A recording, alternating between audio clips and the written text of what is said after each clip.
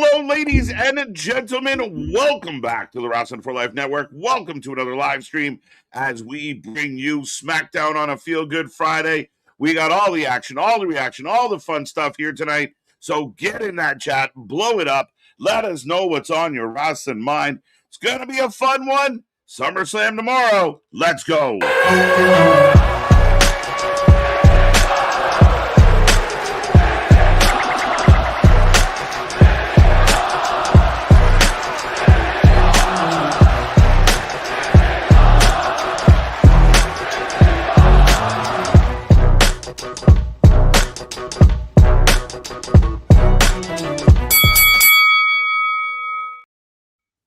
Ding, ding, ding. We are live and back at it again, folks. Like I said, we are the Wrestling for Life Network. This is another live stream as we bring you SmackDown tonight, the night before the two-night SummerSlam.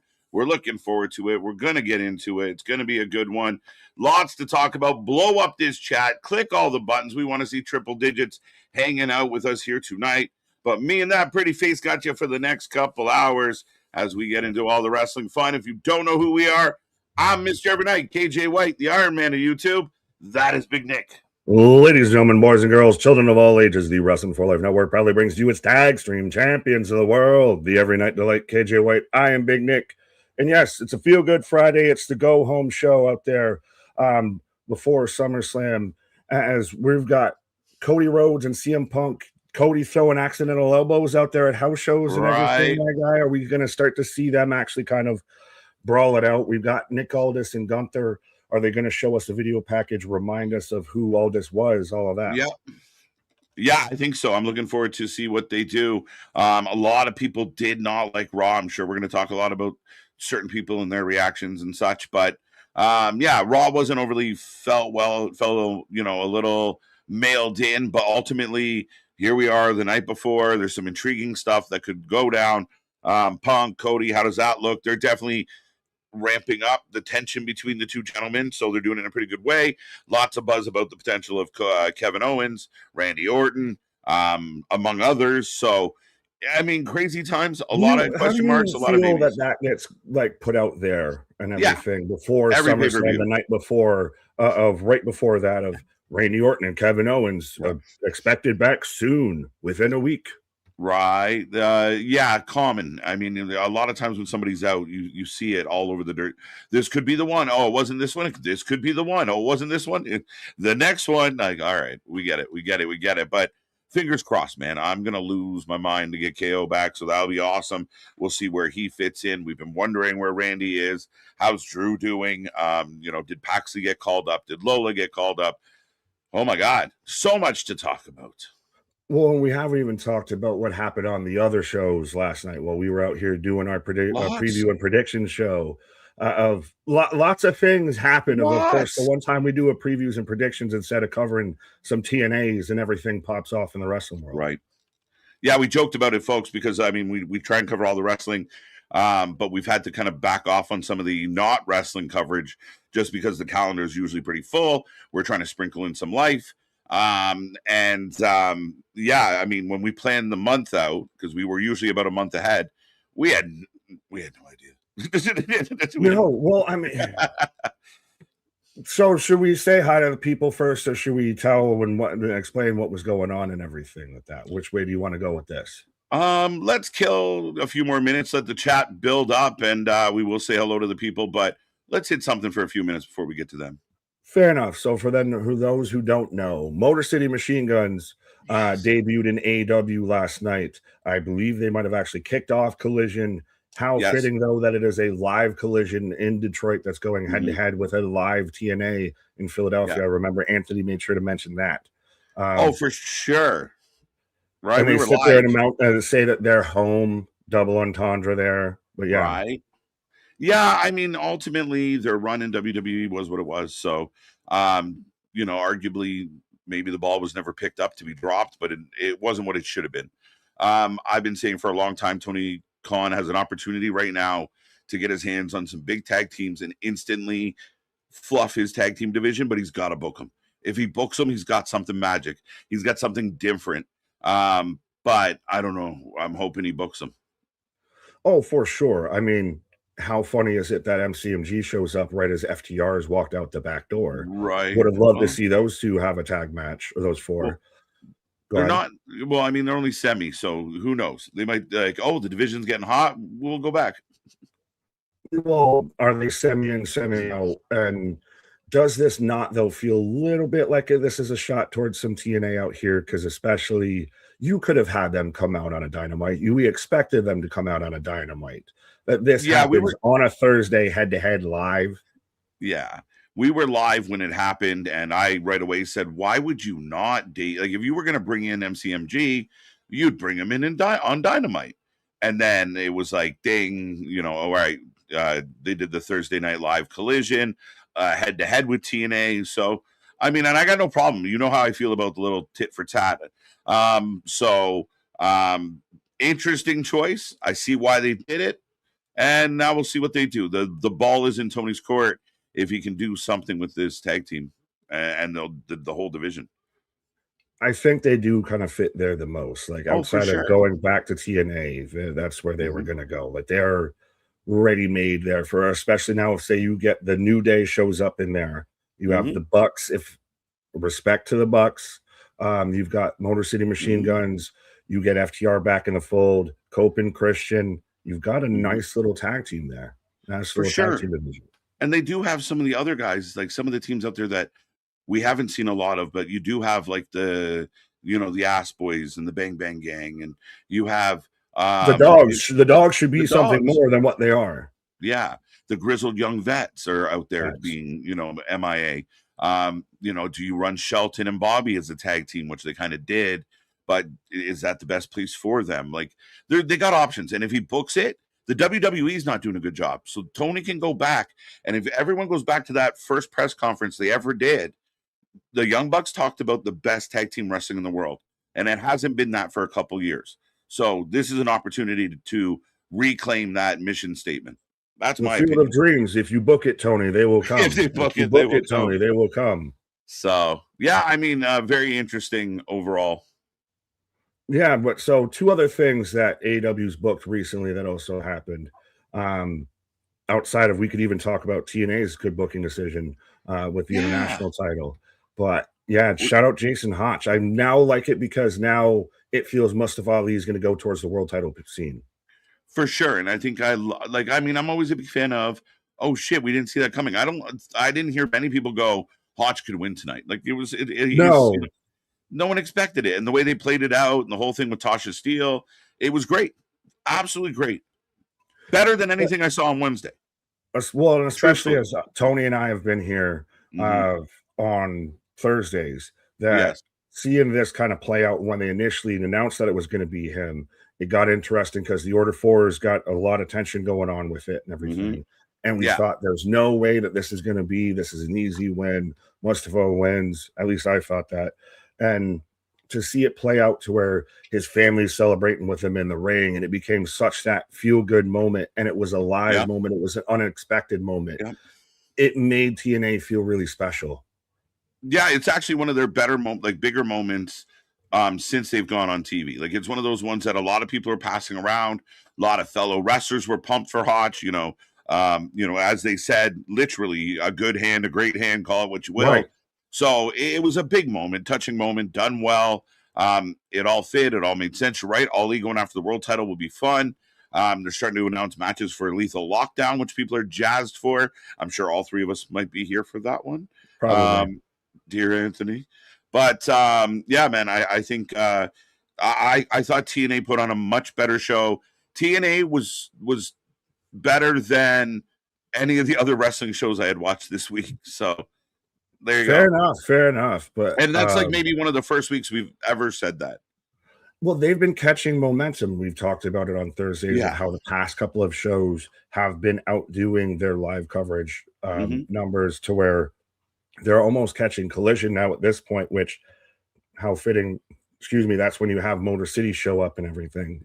Yeah. But they did also on Collision announce that we're getting the Continental Cup, which will be defended at All In, to where John Moxley and 15 other people will be in a kind of or single elimination, but they all put the names in the hat. There's no common sense to it. The tournament bracket. that'll decide a match at Wembley for the Continental Classic belt before we get the Continental Classic in a couple months. Okay. All I know is it's another excuse to book Moxley, so I hate it. I hate it. Well, it seems like it's interesting that you have the champion in the tournament and everything instead of the winner of the tournament has to face the champion. It's a weird thing to carry the belt all year and then defend it. Like, in my opinion, if I was a pro wrestler and I wanted that belt, I wouldn't enter the tournament. I'd wait till a month later and challenge you at a pay-per-view, one-on-one. Touche, right? Touche.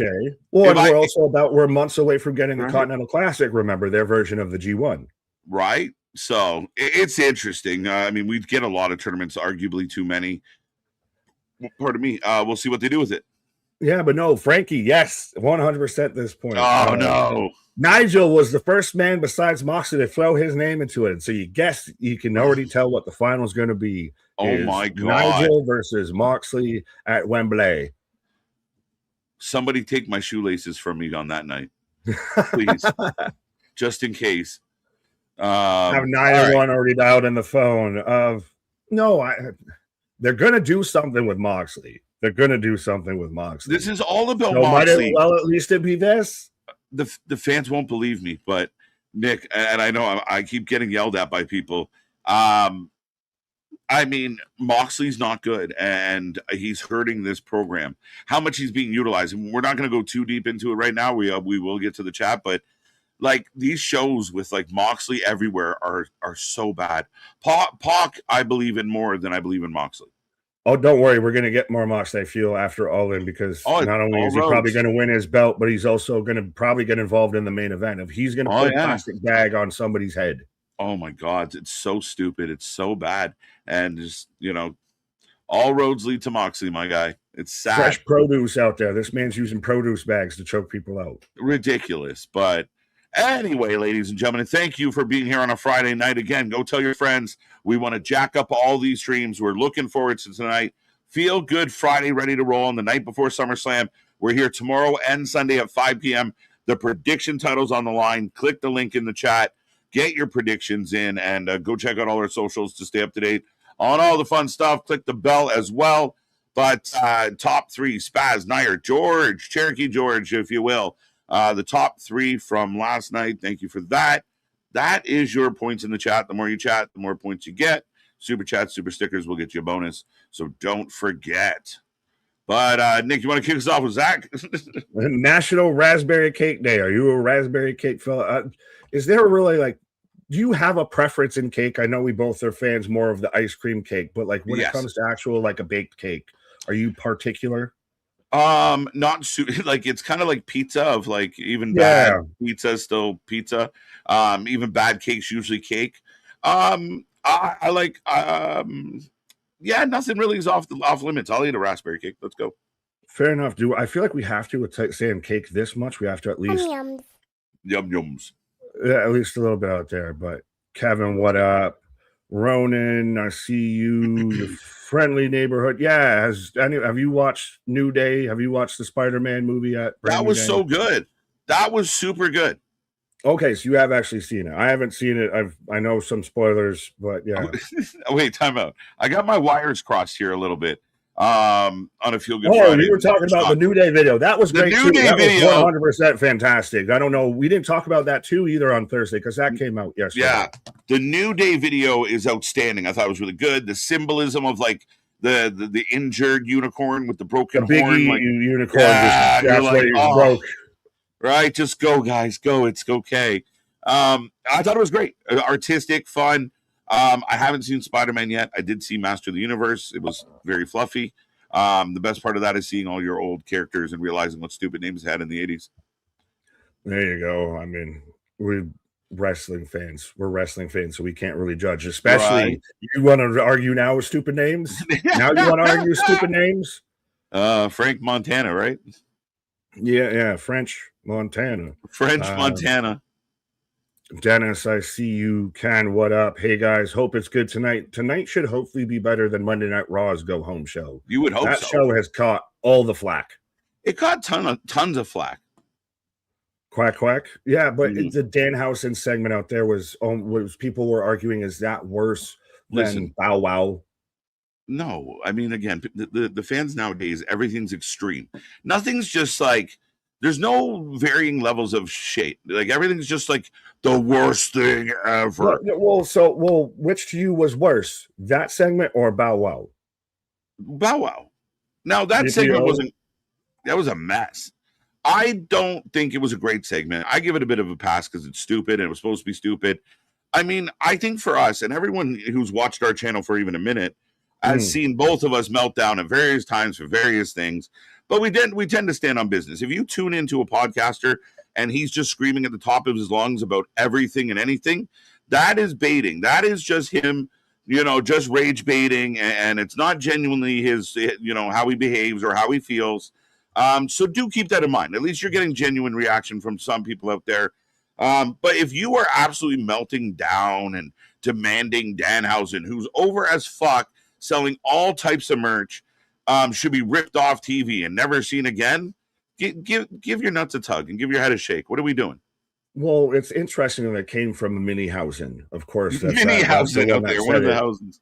Right, well, the call came from inside, but it still, to me, at least backs up the point that you and I have talked about. We even talked about it last night with like the Dom and Danhausen matches coming up at SummerSlam. Maybe just dial back the housing a little bit. We're not Mhm. saying you got to go away. We're not saying I hate it. Oh my God, let me scream profanities and lose my mind or 2 Right? minutes into the show. No, Yeah. it just needs to be dialed back a little bit. We had our moment. We Yep. got really great there with the Knicks. Now let's maybe dial it down Mhm. a little. Yeah, you don't want to, like you said, you don't want to oversaturate it. And if you're seeing them, 3 times on Monday, 3 times on Friday, 6 times on Saturday, we like him. I think he's hilarious. Again, I equate it to like when Mick Foley's running around with a sock on his head, or Austin's beating up Booker in a grocery store, Right. or the Hurricane. Like I love that funny stuff in wrestling. Like DX got over with me huge as a kid because they did dumb shit. So. Um, but it was bad. It fell into the borderline. Now they're hoping that song becomes like a thing, but I don't know if we'll ever hear it again. No, no, now it's synonymous with bad. So no, you're never going to hear that ever again. They might have killed it. I'm amazed that they didn't take Joe Hendry out back and do something with him after that whole thing. Son of a bitch. Did you want to click, or I can click away out there? Eric, what up? Can't wait for tonight's show. Happy birthday to Blade himself, Wesley Snipes. There you go. Wesley getting up there, but we've seen him kind of, He reprise still looks Blade. like I want him to do one he more. still looks exactly like goddamn Blade. He may be an actual vampire.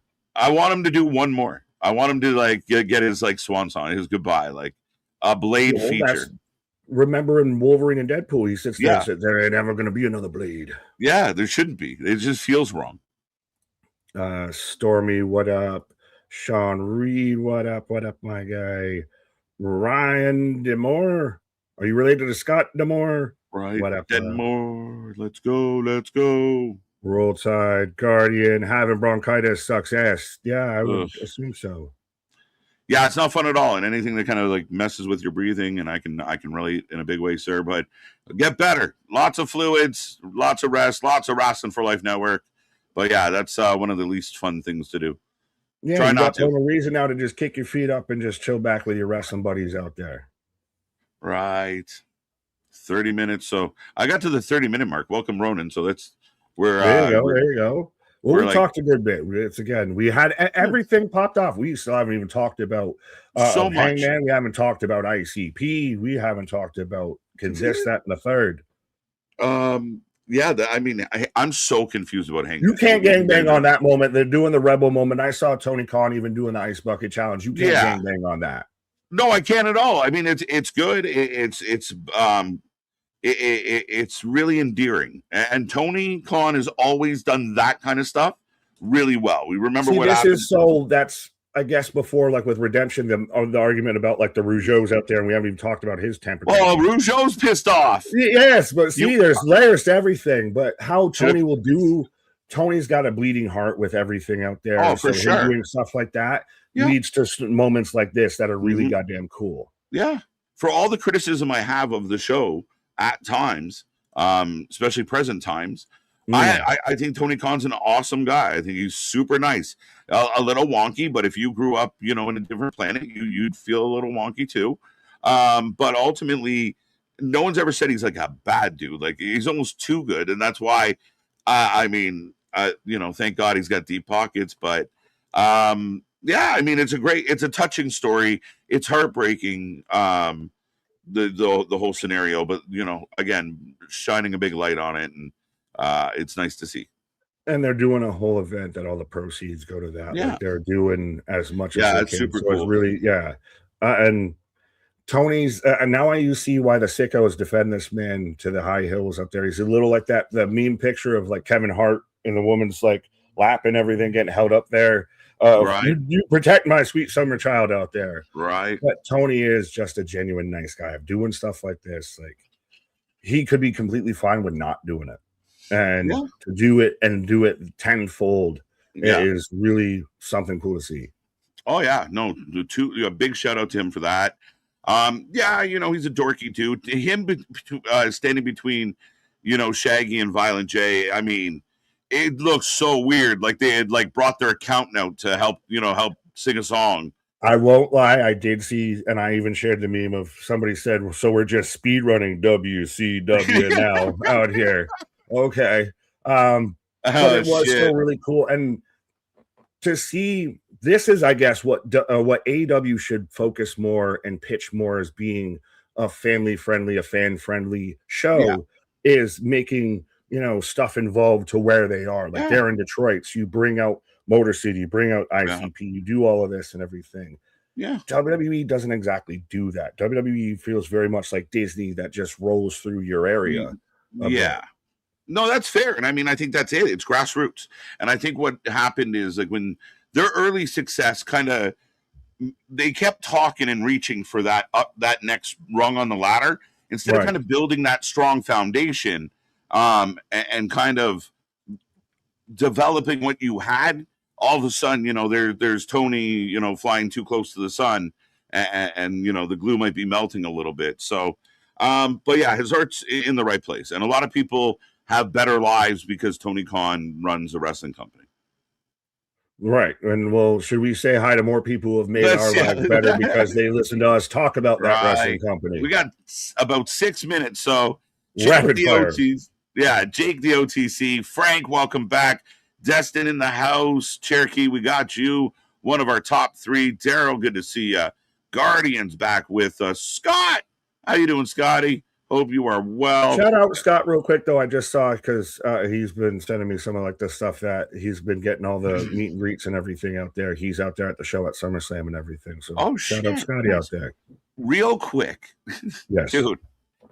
If I had $5 for every podcaster that spends the vast majority of their time dumping on the WWE that are shooting videos from SummerSlam right now, on their way to SummerSlam, I would have several $100. Like it would be a good day. Like my God, do you guys what are we doing? What are we doing? Like we watch your content and then you're there like, can't wait. This is where you see the real ones and where you see the fraudulence. Yes, this is how you know the real ones and everything. Right. And it's not even like, oh, hey, if we went to SummerSlam, we've been praising and saying how, yes, some of it sucks, but there's still plenty good in pro wrestling. Right. We've been the only goddamn flag waver out there saying there's actually a lot of good. Right. Yeah. 2019, 2026 is better. It's been the other argument the other way around.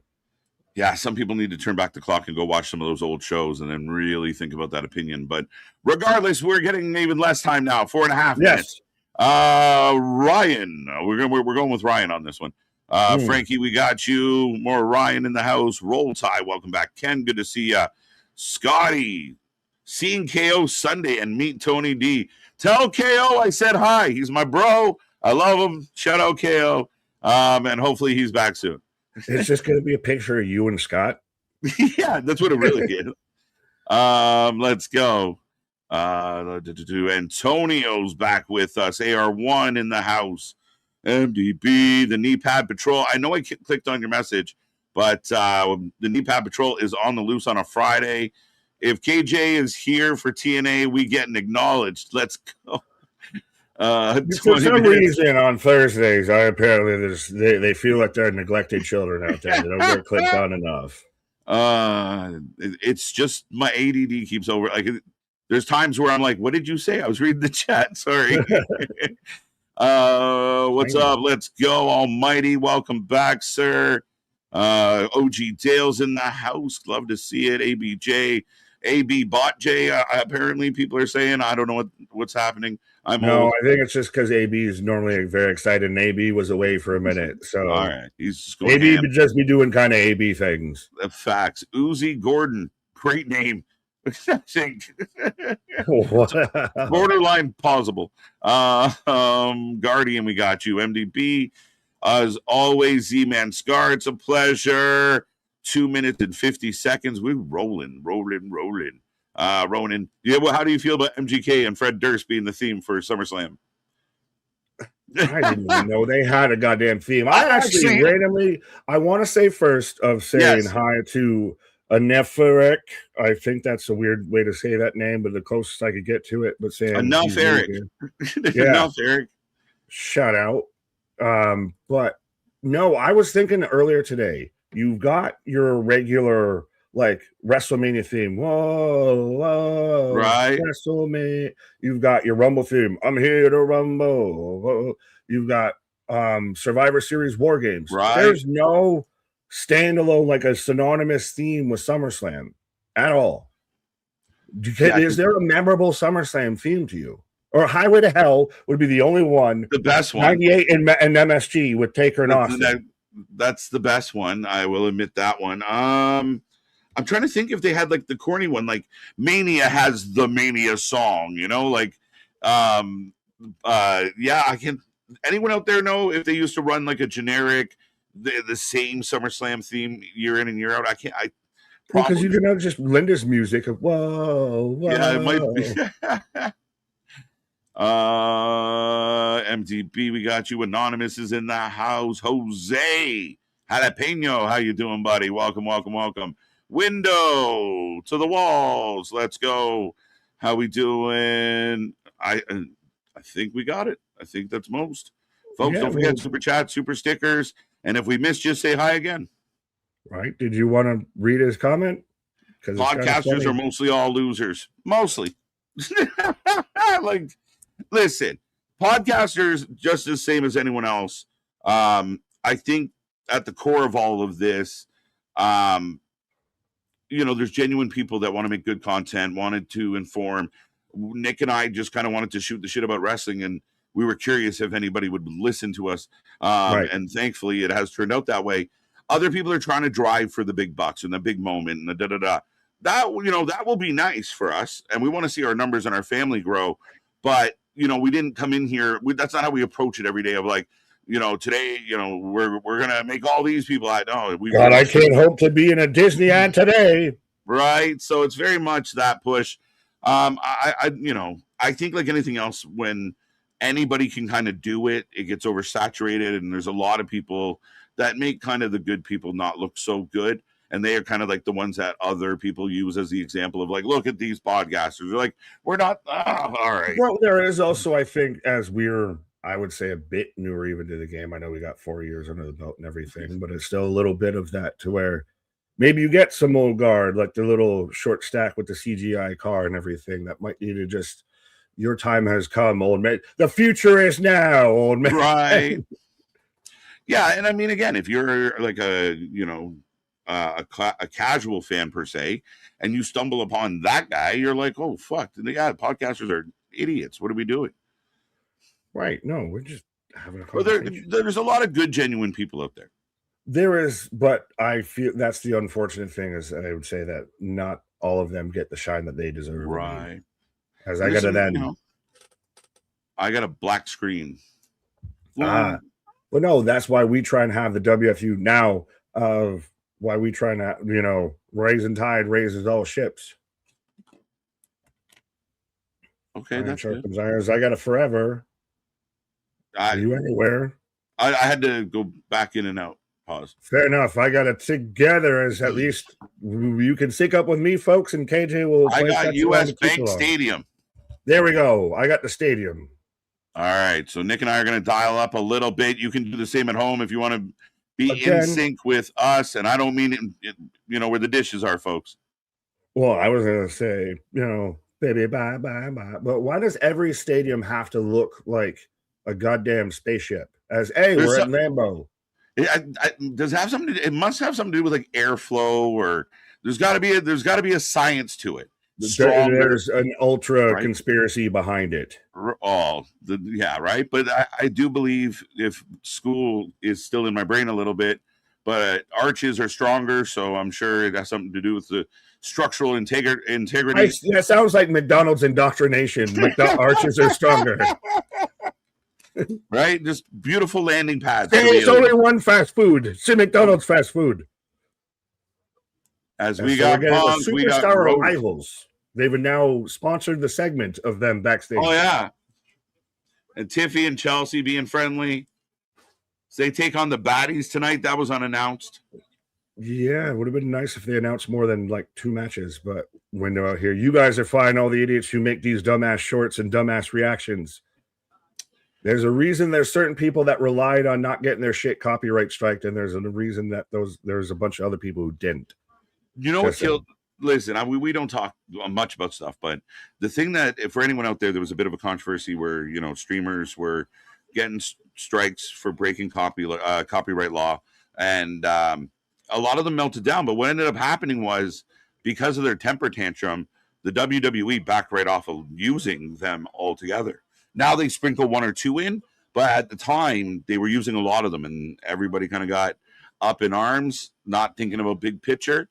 It's something we've never done. We don't get but I feel like that's because a lot of them, I'll say respectfully, that was a crutch. That was kind of what they relied on, depended on.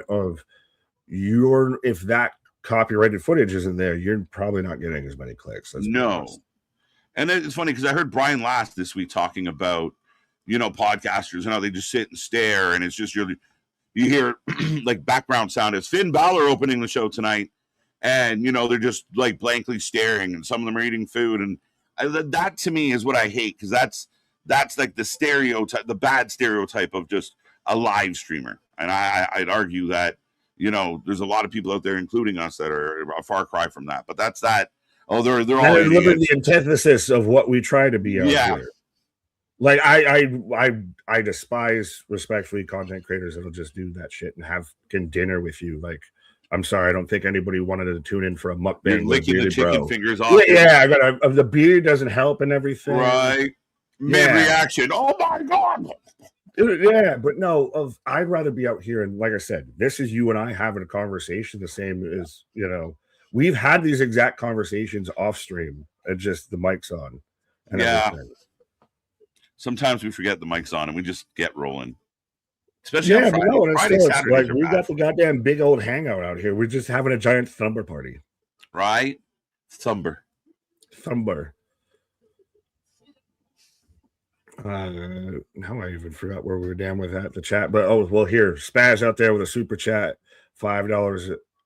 All the love, boys. In this edition of Silly Things from the Internet, I give you Jack Perry is a bigger second generation star than Dom Mysterio. Ha! Wait, there's 2 problems with that statement. One, he's not necessarily a second generation wrestling star just because his dad was in movies. Like, I'm confused. Second generation celebrity.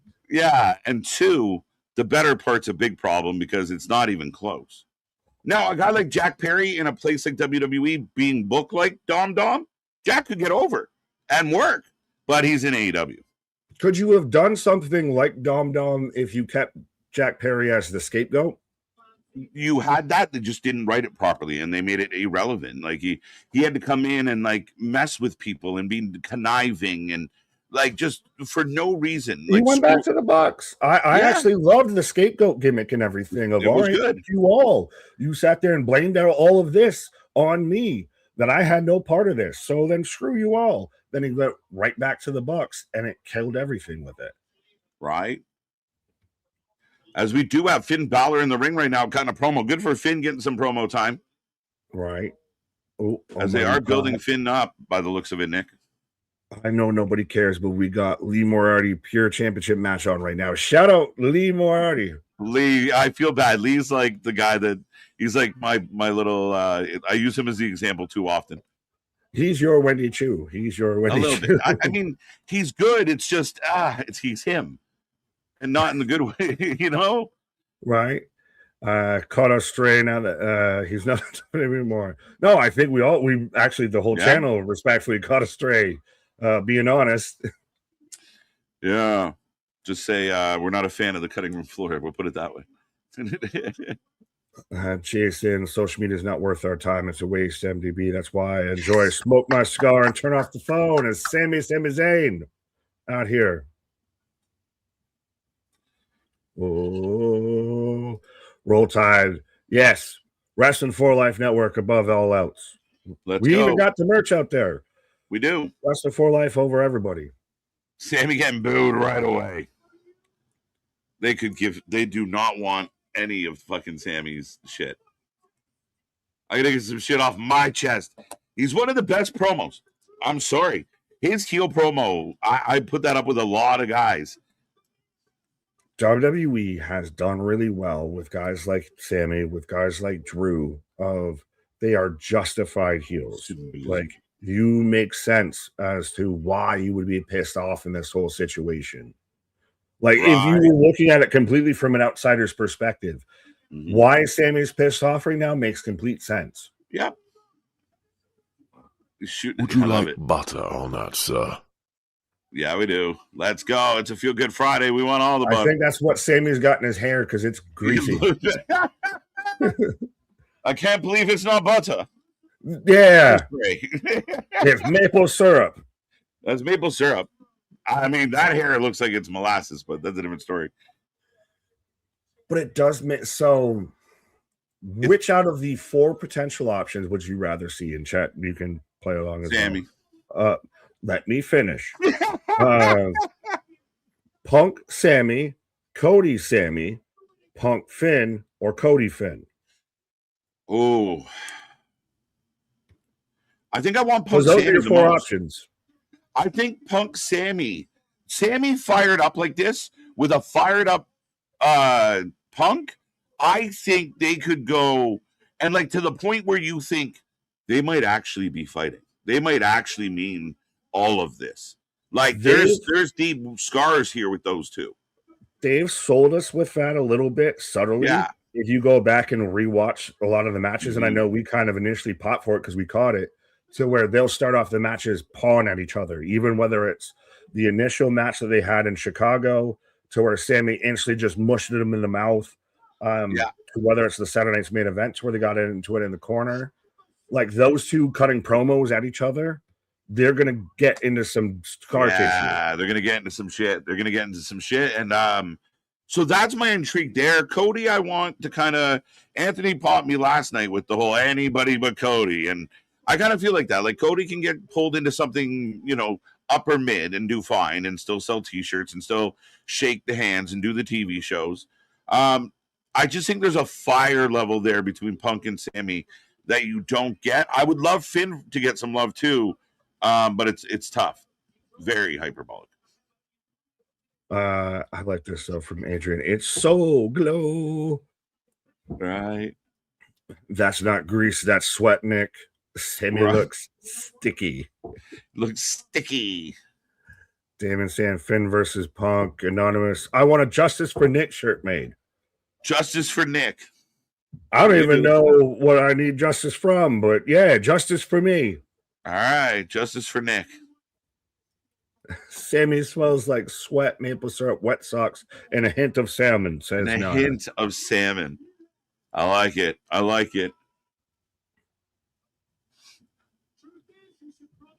Keyshawn, what up? This is, but you said this last night though. Sammy versus Finn is going to be a really good match. That's what SmackDown getting back to the work ready, the SmackDown 6E kind of vibe. Yeah, it feels like Netflix is going kind of the more cinematic, go figure, the movie-esque style, the storytelling lean, right? We're going back to that era. Right? You might be better off sending Cody over there because that's all his vibe. But yeah, it kind of feels like you bring Finn over. You have guys like Shinsuke already. Tom is a guy that we've yet to see some more out of. But those are all guys that will give you work rate. And you'll get those, 10 to 12-minute matches that burn. Right. Frankie, this is a good question. I actually want to star you because that's one that might be a commercial question. So what y'all think Vince Russo has to say to ICP for the AEW appearance? Oh, loving it. He is over the fucking moon. Yeah. He is out there sending emails to Tony Khan that all start, bro, this is what you should be doing with the Death Riders. Love the Moxley opening segment.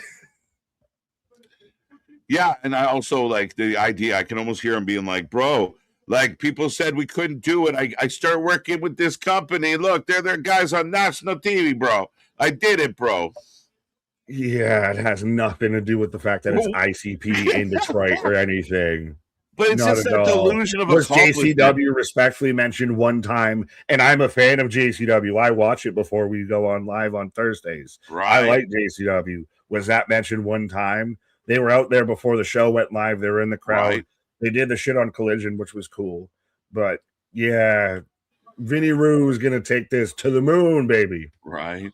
I think this is a euphemism, maybe. I don't know if I want to touch that one. Oh, I like this though, real quick from Nair. Mom, that janitor is on the TV again. Nair, that's enough. It's enough. It's not very nice.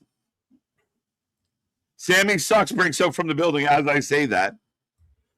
JCW and AW phase one complete. Do they get part of the Forbidden Door? Now we've got, JCW is going to be on my AW.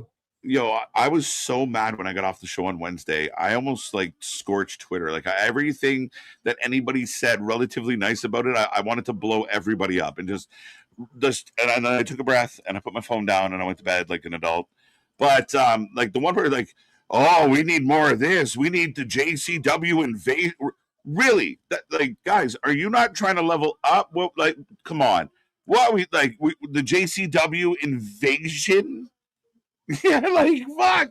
What are we thinking? But there's a fan base. The sickos are preemptively happy. Oh, we can't wait for this. Really? For every good thing they do 3 steps backwards. So if we announce, next month, ICP signs with WWE, are you going to hold that same energy? Gunther says, I'm sick of all you. Well, we talked about this a little bit. Ripcord. Anybody get involved with this match of saying, no, fuck you both. It shouldn't be either one of you challenging for the world title. It should be me. Right? Well, Gunther's I might have business with all this, but I'm still in the title mix. That's not a bad show. Austrian Peter Griffin. Yeah, if you stretched Peter out. Slim Peter Griffin, yeah. Right. So same attire. But no, when the Gunther Aldis match gets interesting, is Pierce is out here. Yeah, what's up? No, I think it's good from the standpoint of Walter. See, that's because we've been fighting about this all week. Mm-hmm. Gunther, as much as he's got a beef with Aldis, his beef with Aldis was screwing up his title chances. Now, wait. Finn's back. Okay. In Gunther, post Aldis. Now Sammy. Sammy's going at Gunther. Uppercuts. Now Finn's going at Sammy. This is fun. This is good shit. Triple threat tonight. That's so weird. Oh, shit. Security eating it. Oh, no, that's the wrestlers. They're all dressed the same from that camera. You can't get away with that. All their backs were turned. I was like, shit. All this is rolling. The GM is in the ring. And looking. This is why, my guy, since he's signed out there, didn't want this man in the ring. Cloverleaf. Cloverleaf. The crowd goes wild. Oh, Anybody, and the fucking way that he's just losing it. Anybody that actually has seen Aldis that was there through the 10 pounds of gold and everything, like I was saying, that wanted this man in the ring because he can still goddamn go, and he's still one of the arguable best wrestlers out there. Seeing him lock that in, just dude, him and Trevor Murdoch was one of my favorite things at that time. Like when Nick Aldis was the champ and Murdoch was the guy that was never going to win the belt. That was so good. And Aldis was such a good heel through that run. But he comes in fired up.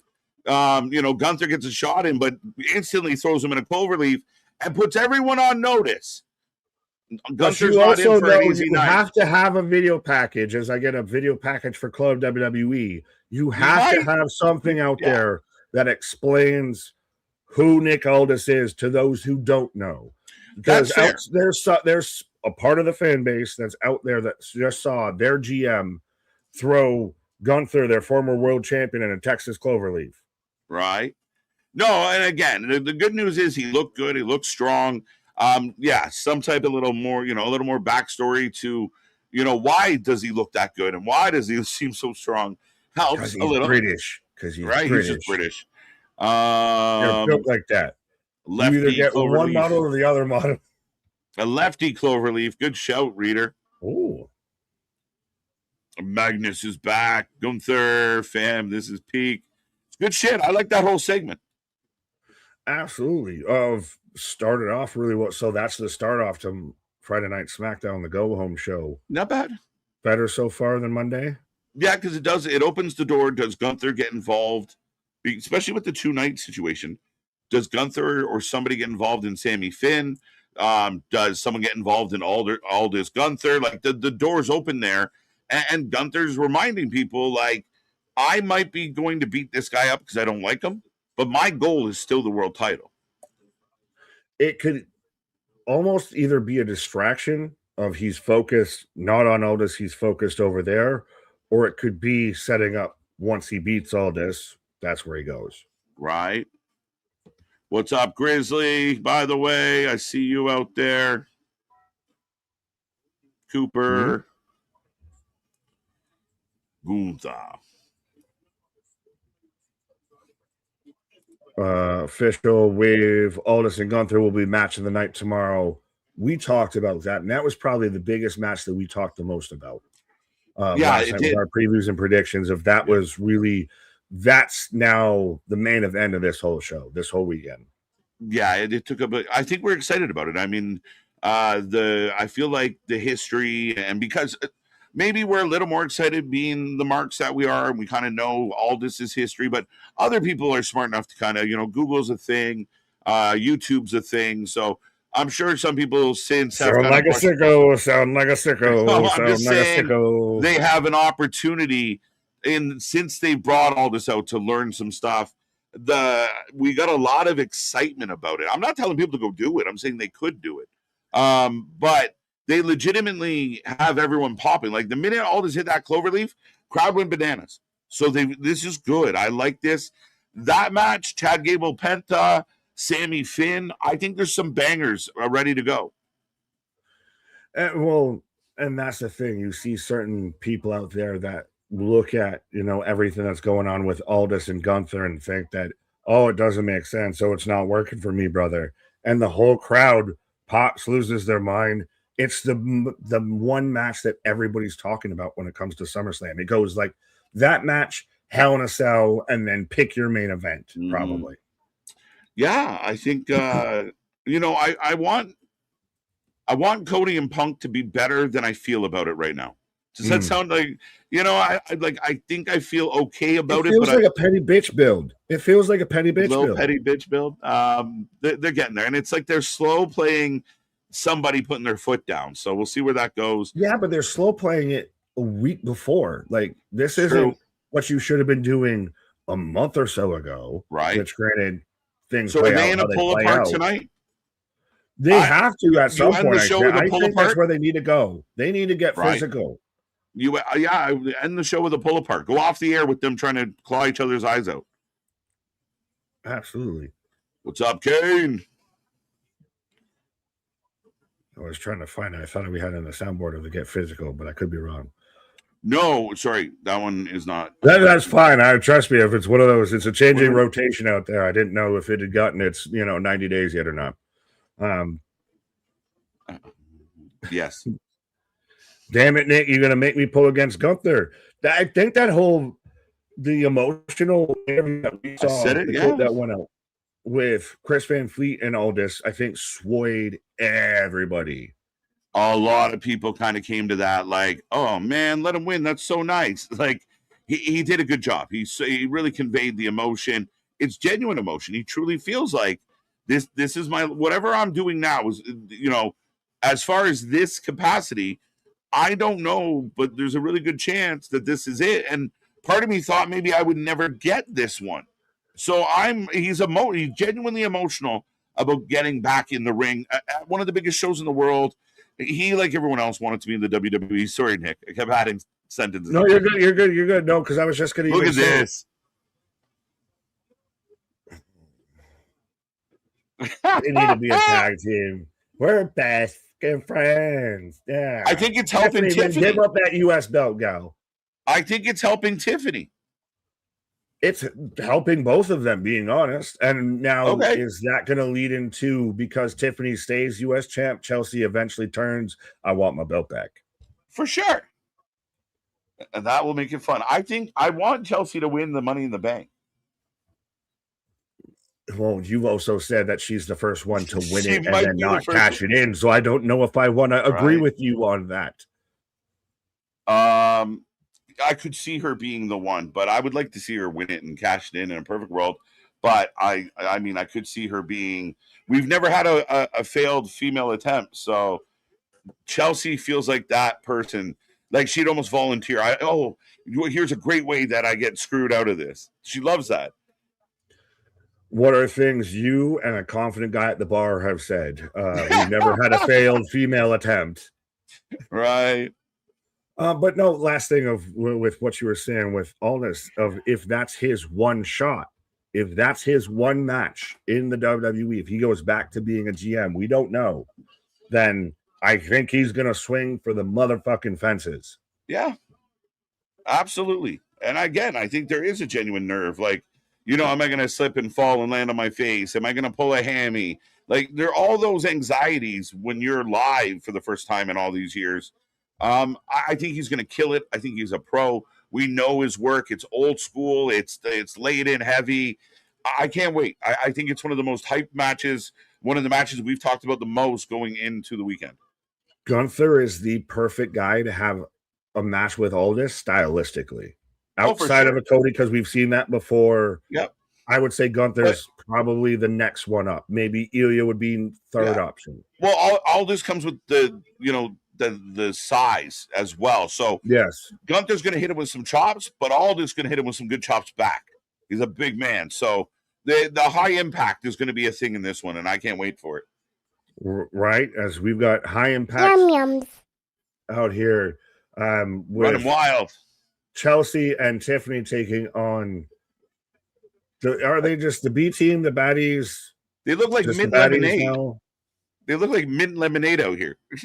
What is happening? No, they literally cut to a Minute Maid lemonade commercial with Not Noam out there, and they look exactly how Tiffany and Chelsea's their attire. So they're just the Minute Maid gals. Right. That's their team name, Lemonade. Jokes. All right. I'll be back. Yeah, do it as Canal becoming a member out here. Appreciate you. And again, brief reminder, we do have this year, the Fantasy Football League is going to be through the members only and all of that. And I believe I talked to KJ. We're going to try and set up a members rally out there. And we're also going to, that way, anybody who's a member, everything like that we can, drop the, link to being in the Fantasy Football League out there. And again, anything you guys want us to do with the members only streams or anything like that, of any ideas that, like, what do you guys want to, when you become a member out there? Because I know, shout out Canal out there just joining. I know there's a couple people, I think, who was it that Scott became a member earlier tonight for 36 months up there. I know Bradley out there giving the gifts out there, probably gifting some more memberships out there. So let us know in like the comments and everything what you guys want to see with the members only streams. Do you want to do different watch alongs or anything like that of like the cinematic matches, or I've been listening to Russo's audiobook and it's interesting, especially because he narrates it. Should we do like a wrestling book of the month club or anything? Like, what do you guys want to see with the members only streams out there? Let us know in the comments after the streams, not in the chat, because we'll forget it and we'll click by and we try and click on as much. But yeah, in the comments after the streams and everything, let us know what you guys want to do with the member stuff out there, because we want to. You guys are as much a part of this channel as we are. I know we're the ones out there with the microphones and everything, but you're the Pat McAfee toxic table, to make a reference out there. This is goddamn Barstool Wrestling out here. Of you guys are part of the whole family out here, part of the whole system. So we want to give back to you guys as much as you can if you're giving to us. But I am in commercial break. So now that I've mentioned the paid memberships, it's free to subscribe. It costs you nothing. Hit that bell notification. Just to let you know when we're here live on anything and everything, even on the members only. We do also have the Twitch, the merch store, the Twitter, the Discord, everything out there. I think most of the links are in the description on either the channel or the videos. Yes. How is everybody doing on a feel-good Friday? We're getting into the last month of summer. Is August technically summer? Is it early fall? But we're going to the biggest party of the summer with SummerSlam out here.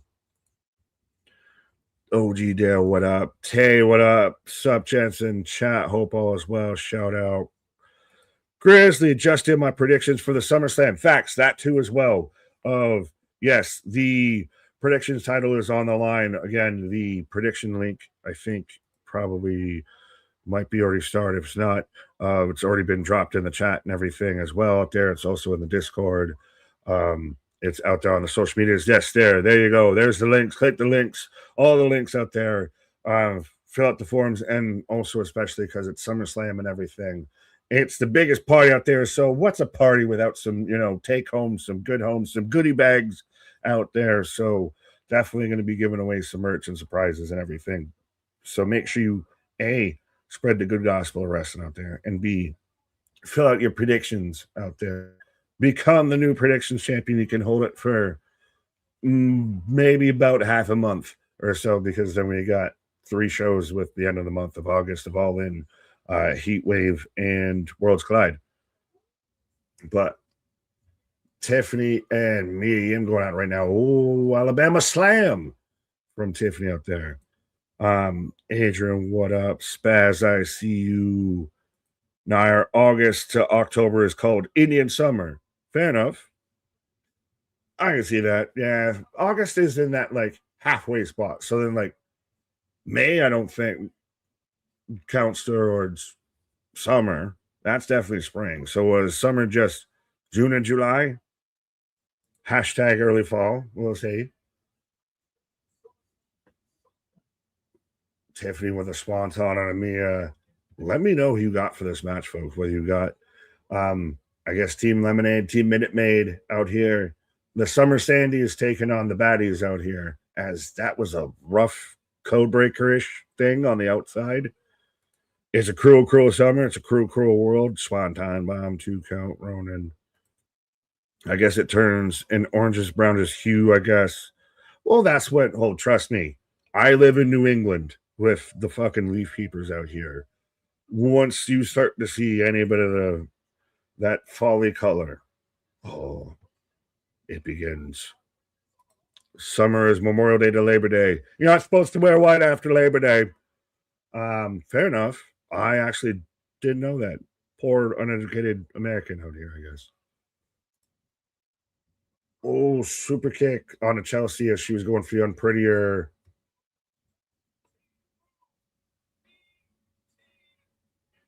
BTA. Oh, it's not even a good mood. It's just a double kind of fucking flapjack thing. As the baddies getting the win, B-Fab and Mishin as Jade out here saluting. So is this a bit of go over on the go home show, even though Jade wasn't in the match, but Chelsea and Tiffany, who were in the ladder match, lost. Does that become, are their odds more or less likely? Sunday, their match is Sunday, their night too. God damn, Jade. Lace is a thing. As out comes Charlotte. This is, go back if you haven't watched, even there's plenty of time between now and SummerSlam starting. We'll be here live at 5. But me and Anthony, and even KJ, excuse me, all really talked about Charlotte versus Jade is kind of a thing that needs to be a thing. They've teased it quite a bit. They need it to be a thing. And why isn't it a thing? And I feel this ladder match almost should have just been those two have a singles match for the interim, and the ladder match could have been for the U.S. title as the baddies and the lemonade stand fight off as Charlotte can. This is so symbolic. It's all symbolism out here. As Charlotte with all the black leather attire, as Jade with the fucking lace out here looking like goddamn storm on a Friday evening. As they're already throwing hands, but yeah, it's Jade, the one wearing all white, is the heel. Yet Charlotte, the one wearing all black, is the fucking baby face. But yes, symbolism, folks. Did you get Yeah, I got a degree in symbiology. No, it was nameology, but yes, I love the joke. Lace and leather, whips and chain, handcuffs, smack a little booty, all whip my belt. Nick, how did KJ react to Mox's 5-star masterclass from Sunday? You mean Saturday? Sunday? You might have to refresh my memory on that one, Tay. I'm sure KJ will be back sooner rather than later to weigh in on that. But yeah, no, I might be misremembering my dates. Judgment Day backstage with Fraxium and Phoenix. Hey, Phoenix is alive. He is here. Okay, Charlotte, that face beat is perfect. Don't do the soul no more. Fair enough, fair enough. I thought you were just out there trying to insult her, saying her face was beat. Bash, what up? ABJ, I see you, Guardian. Adrian, I'm an 80s kid, can't help it. Fair enough. I'm trying to see. Hopefully I didn't miss it. If I did miss you, I apologize. Drop it in the chat again. I'll try and click on you. Dropkick discussions. What up? What up? What up? What up? McDonough and FedEx getting face-to-face out there. Interesting little pair up as I got the Tongans out here. And I get that they're brothers, but they really do look like you didn't have to tell me they were brothers. They look like goddamn the fucking nesting dolls of Samoans. They're fucking the evolution of Pokemon out here. Tama is really just smaller Tala. Oh. No way. No way. No way. Meng! Haku! Don't forget who you are. Let's go. Pop of the night out here. We got Meng. We got Meng. The talk. This is so good. I'm a fucking Meng mark. I'm a Haku mark out there. Even when he was teaming with Rikishi with the goddamn afro and everything. Let's go.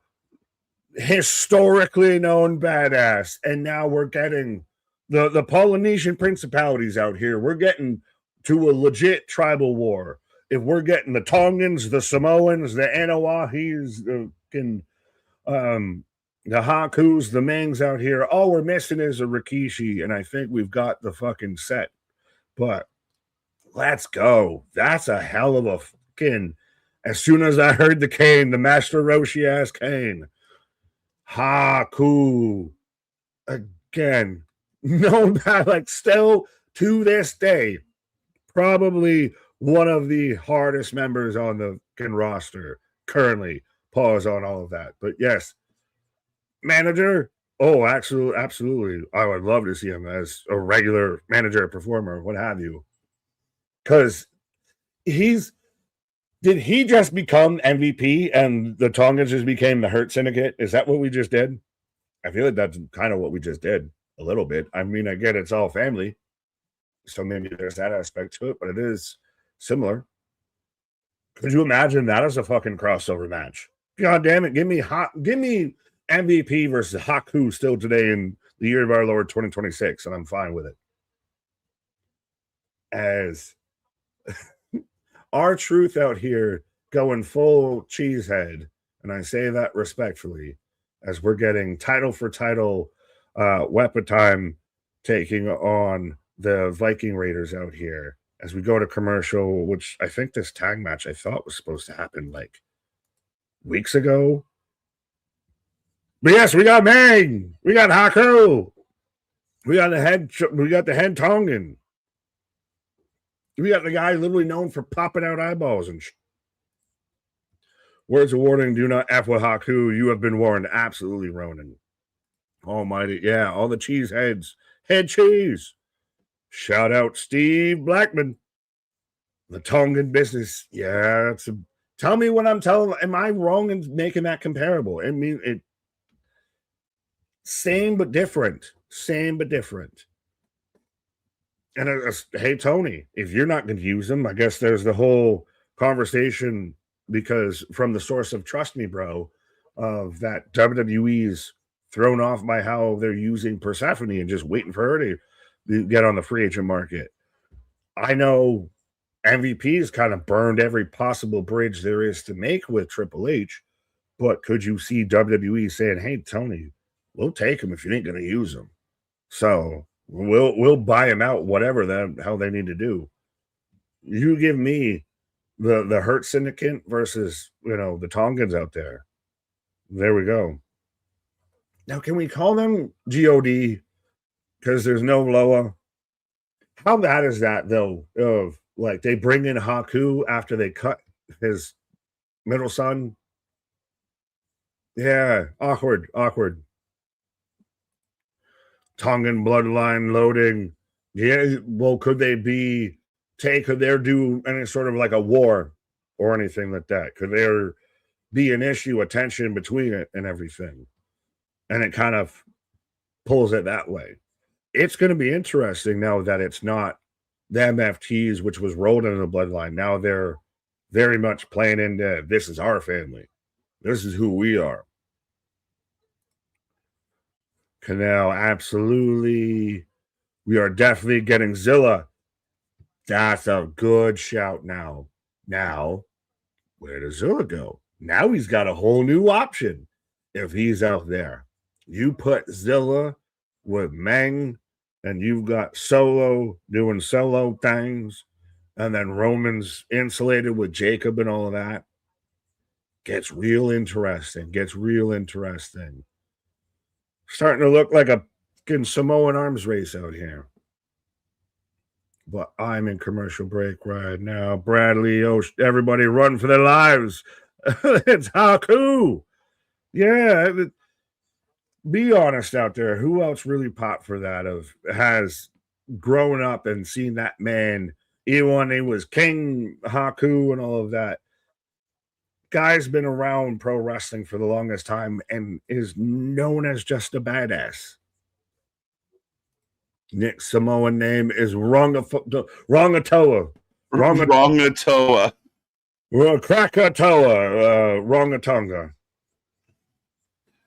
Rongatoa. Dude, I'm kind of I popped and I was all bummed I missed it because it was like, okay, like a nothing segment for the Tongans. And then, like you said, you saw the cane and just pop. So, because that there's like, who could be coming out to be with this group? Yeah. Super surprised. But if he has a presence and he's now like a manager, and we don't have very many managers, he's there's stories about him. There's people on this planet that would, cross the street if he was coming the other way. Once upon a time, one of the scariest people in pro wrestling. Now more infamous for his for his laugh to some of the fans out there. But regardless, honestly, the gift of him been laughing on Dark Side. No, it's cool. It's super cool. I popped. I guess we in the 6th inning of As the Bloodline Turns. Maybe. Might be a 7-game series. I'm an old head, so I don't mind any of this so-called nostalgia booking.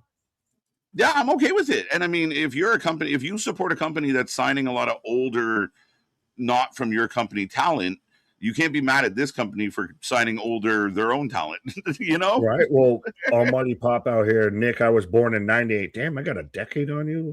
Oof. And still popped as much as you. Well, because that's what I asked. I'm like, does everyone know who Haku is, who Meng is, or is it just going to be, who's this guy with the cane? That's got to be Kane. That's got to be Kane. No, I think it's cool. I really do. I think enough people out there will have an idea. Some of the younger fans are going to be like, Dad, who's that? But I mean, I think that story will be told as we go here. I think if you're putting those two together as a legitimate tag team, there's a lot of upside, and Ming can be something hard to deal with. Now, they do very much look like the big little brother and big brother, or little big brother and everything. Yeah. Like they look like the evolution. But I mentioned this while you were on your pause. Is it a little Hurt Syndicate coded? Like, I would love to see a Meng MVP match right now. Like, give me the Tongans versus the Kane-off? Give me the Tongans versus Bobby and Shelton. Right, as we do have Weapon Time taking on the Vikings, so this is fun stuff. But yeah, you're right. I mean, again, in a world where there's not a whole lot of like good ring size presence, Ming's a guy, Haku's a guy that can, grab a guy's foot or distract the ref, and he gets it. You want to challenge? You want to challenge Meng? You want to challenge the inventor of the Tongan Death Grip? Yeah, the first time he throws that grip on someone's throat, the place is going to go bananas. Yeah. Oh, wow, they caught him. They caught Priest. Vikings looking badass. Let's go. What is the FBI? Caught a priest? Caught a priest?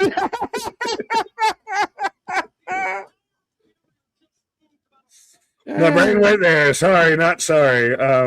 It's America. It was common news. That's news. That's the backstage of the news stories now. I'll allow it. It was too funny not to. But Adrian saying that's exactly it, because I'm saying the bloodline works as long as they're adding layers. So why? Yeah, I just don't understand why people don't like it. This is why we can't have nice things. I feel like we've kind of made most of those cases. No, I mean, Adrian's on it. I mean, the people. You watch the cycle. Anything that's on top, they sour on.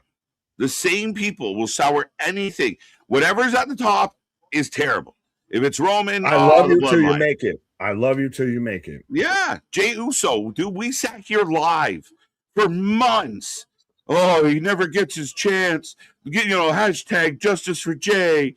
When's Jey going to get his moment? This isn't fair. He won? Fuck that guy. He can't even throw a punch. What?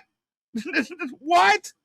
Danhausen has a bad segment singing songs with Joe Hendry. Get this man the fuck off my television screen. You don't ever show him again. Yeah, fire him. Get rid of him. We never want to see him again. What kind of shit is that? Exactly. But who do you have in this match? Before Vikings. I bow out for a minute here, but I'm going to go Vikings. I got to go with my skull bedroom. Is that going to work in Green Bay? Is that going just because we're going into Minnesota out here? Or did you? They're going into the Vikings. Thinking this match was supposed to happen like 3 weeks ago. I don't think so. I thought they were. They talked about it backstage, and then I was surprised that they didn't. I'm surprised they didn't slide it into SummerSlam. Should they have? Maybe. I mean, again, the Vikings get over in the home of the Vikings. They're going to want it. Cheesehead came out, so they're going to want to boo a little bit. Can you boo R-Truth though? Even with a Cheesehead in Minnesota, that's tough. They might boo a Cheesehead in Minnesota, regardless of who's wearing it. But the Vikings look good. They're in a decent match. This has been a very nice, what I would describe as traditional tag team wrestling match. So you got the Vikings being champs. Let's go. They end up more regularly on SmackDown and everything. Mm-hmm. What do you do? Why not? What do you do with Damian Priest and R-Truth? Well, we know Damian's already kind of proclaimed that he's going to AAA to take over. So maybe this is part of that process. Drop the belt. Truth will be Truth. Like, Truth will just hang around and find some funny shit. Maybe you put him on Truth be Raw. Yeah, right? We get Truthhausen down. Yeah. I mean, and I think Priest may be going to AAA to kind of establish a little more to his resume, maybe. Now, is it funny that he might be going to AAA as his missus might be going to SmackDown? That's so funny, right? They just ships passing in the night. Well, that's why I wonder, because does WWE, against what they used to do and everything, now do they kind of make sure that they pair their kind of couples, their talent that are in relationships together kind of on the same show as much as they can? It seems like they've tried to accommodate that as much as possible. So, I mean, good on them, because they know if they can keep everyone happy that way. I don't know. Like, I mean, respectfully, I don't know how many couples want to work together. That's a risque endeavor. I mean, we work together, and how much do I want to see you around? Right? Yeah, like if we got off stream and we were like in the same apartment for the rest of the day. Come on, Snuggles. Like, bro, you need to go for a walk. I can't look at you for an hour. You're like, go somewhere. There have been times with us being on stream of like, I'm sick of looking at your motherfucking face. Like, it's tough when you're at work and you're like, you've been fighting all day at home. You're like, shit, I'm going to work. And then she shows up 5 minutes later. You're like, oh, fuck. Right. Well, here, to avoid any sort of conflict like that, I'll go step away so we can all have a reprieve. Right. All right, folks. Nick taking a pause for the cause. We got the Vikings. We got Wepa time. It's been a pretty even matchup, so I've been pretty happy with this one. A tie in the vote, which I love. That's crazy. 50-50. 2 count. Keyshawn, is this official? I know Tony Khan said he was going to. Oh, down goes little Nate. Did Damian just get DQ'd? That's jokes. I'm waiting for my thing to upload. The boys are keeping me entertained. Spazzer, how you doing, buddy? Do WWE bring back Tonga Loa? KJ LOL. I mean, we were a little surprised to see Tonga Loa go. I know we joke about some of Tonga's oopses and his little botchy moments, but he's not all bad, and I think he could have done something. You kind of have the family vibe going on. JC Mateo, our buddy Jeff Cobb, maybe got shoehorned into it just because, was it that Nick says the Polynesian Principality? I think that's kind of what the vibe was. But yeah, poor Tongaloa. They're like, you got to go. They're like, but no, you got to go. We tried. As they are still fighting, by the way. Truth up on the guardrail on the second level. Down on everybody. All right, so they're building this up. I like it. Some good tag team stuff right now. Finally, something to talk about. So this is, they do these things called tags. Go figure. And, there's rules. And you're in the ring for most of it, even though they're not now, but the match is over. So the match ends in disqualification, and the fight does not stop. They've been in the crowd. They're back to the ring. So we're going to run this back, probably in AAA. Unless, wait a minute. Tama and Tonga. Okay. Tala's got our truth. We could get like tag team turmoil added to SummerSlam. What is going on? Haku already making them killers. Get out there. So my imagination, or did they paint their face fat? Fast. Wow. The one F word we're not allowed to use on this channel. DQ, DQ. The chat knows what's up. Let's go.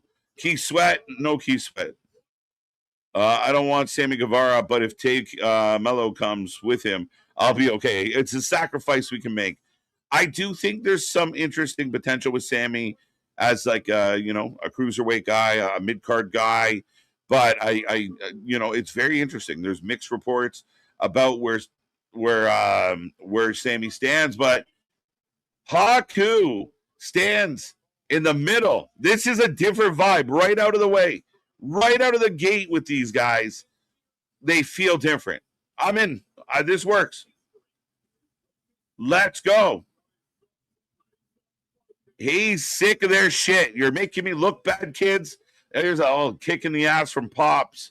And they're out here and they're holding up the belt. So I've been asking for more for the tag team division. I like this. You have the Vikings. You have R-Truth and Damian. And now you have, you have the Gorillas of Destiny, kind of. Yeah, okay. That's this is great. That is Haku is here. Comes out with the big giant cane. That man's got a big walking stick. But yeah, awesome shit.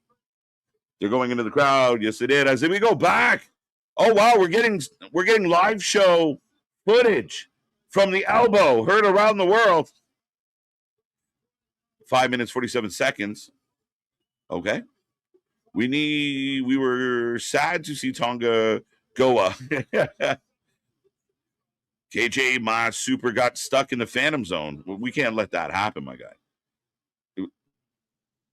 There we go. No, there we go. I know where they are. I got them.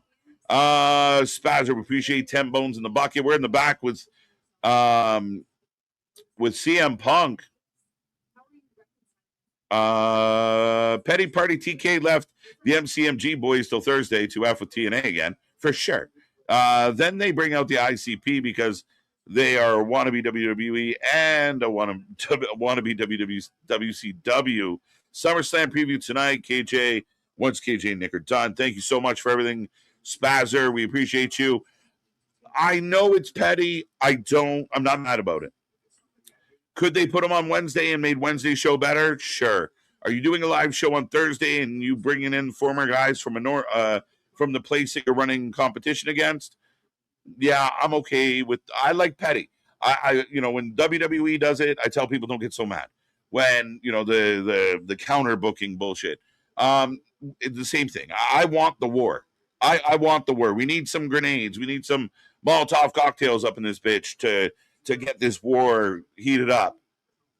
As Trick and Punk having a little exchange.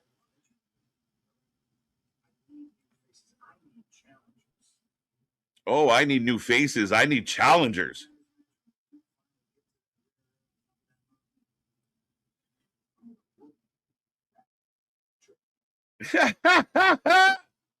Punk says when you finally get to that top of the mountain, I'm going to whoop that Trick. So there you go.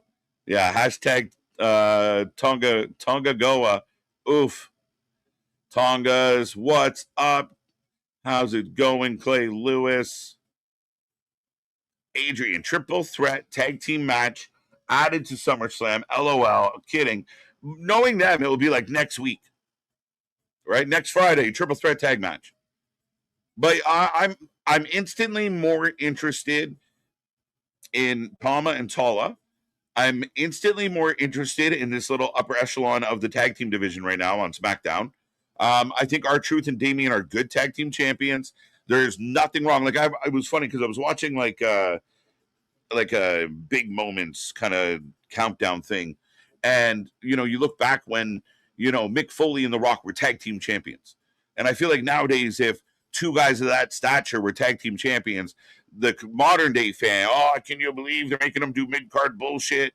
No, that's what happens when you get a deep roster. So I got no problem with Damian, a former champion, being tag champ, doing something busy, working with R-Truth, who's over as always.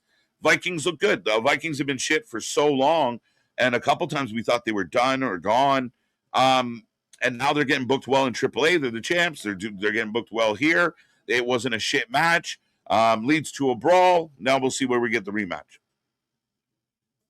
Yeah, see, now I'm invested. I'm right there with you, Ronan. Liking it. I like it a lot. Real badass energy. He really does. Even as an elderly gentleman, there's certain people that they were badasses once upon a time, but they don't really hold on to it as they age. Haku's one of those guys. He still looks like the old guy that would get up and choke you. Speaking of the old guy that will get up and choke you. Damn near remove myself just on that goddamn joke. Right. But yeah, no, that guy's a badass. But you brought up something that I heard while I was on my pause that I think is really interesting. We haven't really dug into. Can you blame Tony for taking shots at TNA? Like, as much as we know that that's a shot across the bow, but is it are you blaming Tony? Like, you shouldn't do that. Like, no, if you want to take shots, take shots. Yeah. Fight. How many? Yeah. No, fight. Yeah, that's what it is. Like, we talk a lot about the competition in that. And I mean, are TNA fans annoyed with AEW fans and TK's decisions? Sure. And it is one of those cases of like, we really want to fight that guy, but he's really big. And so I'm going to take a swing at you. I can't kick his ass, but I know I can kick your ass. I might be able to kick your ass, so I'm going to take a swing. No, I mean, I know TNA fans don't like it, but I like that kind of, I want them in competition. I want them doing little things that make you talk about wrestling. Oh, shit. I think when done right, not like the way he used to, like, screw that bald asshole. Well, that's too much. The throne and shit was a little too on the nose. Right. So I think ultimately I like when there's a little tit for tat. Do I blame Tony? No, because if when WWE does it to them, we're like, hey, they can do it. They have the ability, they have the money, they have the talent. Cry me a river. So if, and TNA had to put on a good show, and for TNA, they did. That's the good news. Absolutely. Well, like Jose says, let them fight. Let them fight. Let them go. Iron. That's been our even motto, and that's 100% what should be the motto in pro wrestling. We got the Attitude Era because WCW was kicking the shit out of WWE for 83 weeks to the point where Eric Bischoff's made it a whole brand after the companies died. Right. So that's what leads to this shit is when the companies go tit for tat, when they actually feel like they got to fight, scratch and claw for this shit. Yeah, because what ends up happening is we start buzzing, and the buzz creates us to kind of peek in at the one that we don't like as much. Like that happens. Like if you're like, oh, what do they say? Like what's happening over there? And then it grows. The audience grows, and they say, oh man, like and then we start sharing the stories, and it grows and it grows.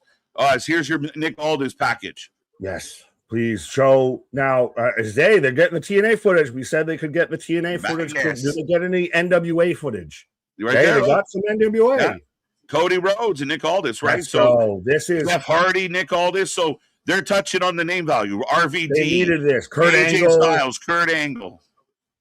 They needed this so much. This shows who Nick Aldis really is and why this is a guy that can go toe-to-toe with a guy like Gunther. Like he's only like 3 years removed from being an active wrestler. Yeah. And he's saying it right here. I was 100% committed to being a GM, like to being a manager, to being out of the ring until Gunther. Gunther's the reason I'm here. And he cuts a good promo, dude. He's not bad in front of the cam at all. We know that. No, he's super talented. That's why we're debating, should he be a regular team, like a regular performer? Man, like, give me a Roman Aldis fucking package. Dude, if you give us, like, I might be getting greedy, but it's funny because he's fighting Gunther, but in a world where, like, it's like you almost do like the British invasion again with like Magnus, Drew McIntyre, aka Drew Galloway, like the United Nations, the United Empire again. But no, Ken Rusev as. But who's gonna stop him? Creative. Green Bay Packers in the house. Yeah.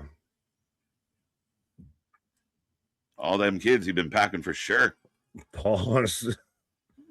Swan, what up?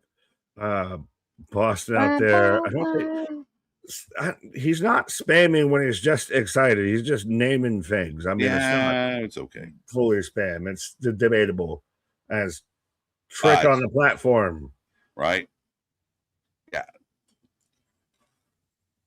Yeah, here we go. This shall be interesting. He's got the furry belt. The chinchilla. People are mad when mid-card title shout-out spaz with $10. Go for the main titles. Would more companies adopting an option C kind of thing fix this? Yes. That's what it used to even be with the WWE, of you be cashing in your IC belt to go after the world title. Mm-hmm. Put up or shut up. Yeah. And you can do that with TNA does that still, I believe, right? Well, that's where the option C comes from. That's the X Division title. Yeah. So they still do. I think that's perfect. I have no problem with that. Like, hey, I'm going to cash this in for a title shot. This pole vaults me to that. And if you lose, you vacate the belt. You're putting something on the line, which would make the guy defending the belt, I respect you. So I guess I got to acknowledge this. You big bald-headed bum. Do they have to add Carmelo into this? I thought so. I'm really surprised that they kind of just got like smushed out a little. Well, they announced the match after the show went off there. Like, they announced the match on social media, so it's already kind of not going in with the biggest eyes on it. Right. Smart package. You asked for a package. I don't know if that's the only one we're getting, but you were right. Smart package tells you like you dreamt of being a wrestler. Look at all the guys that you know that he's fought. So, dropping names, offering that. And one, right? Offering that validity to him. So yeah, I think as far as that storyline, good job. Good job. I'm excited. Mentioning big names, mentioning guys, Gunther's retired guys that are still active performers. Like, we knew they were going to get the TNA footage. I'm glad they incorporated a bit of the NWA stuff. And again, you pair that with him walking in that cloverleaf to start off the show. Right. We're doing really good things out here. Like NXT, Monday might have been a miss. NXT with the Waller stuff really sold me. And now what they're doing with this Aldis stuff makes me really think they get some of this storytelling shit. There's definitely potential there. There really is. It's following through. And I think it's getting better. I think some of the stories are smoothing out nicely. Like, I think everything kind of has a little bit of a story, right? Like Io and Liv have a bit of a story. Might not be the biggest one because it's not the biggest match, but Punk, Cody do. Oba Brock for sure. Thank you. Seth Roman have 14 years of story. And they have all the stories. They have stories on stories on stories. Right. Sammy and Finn have a minor story, but a history. They made their story tonight. They made their story tonight. And we know why they're doing it. As Trick takes off the jacket, calling out the bum.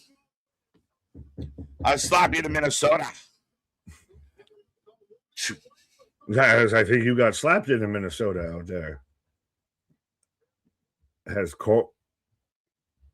Did they def rebel Corbin? I think he got rebelled. No, because we can't even say that term anymore because the rebel has a different meaning. Shout out the rebels. Maybe that might have to be something that we do. Birthdays and everything's is coming up. Maybe that might have to be something we do as a charity stream or anything like that. But yeah, he definitely got deft. This guy's had one great theme, a secondary all right theme. And they sat there and gave him a nothing theme. I literally didn't know they were playing music. Right.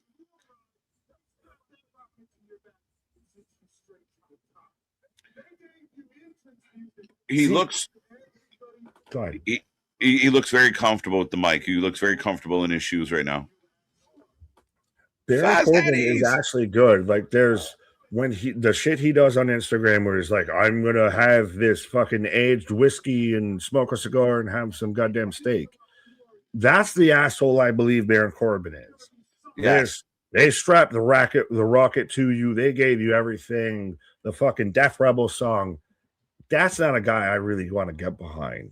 Like I get Baron out here. I can't even remember his goddamn indie name anymore. Bishop Dyer. But this is now becoming more of sad sack Corbin.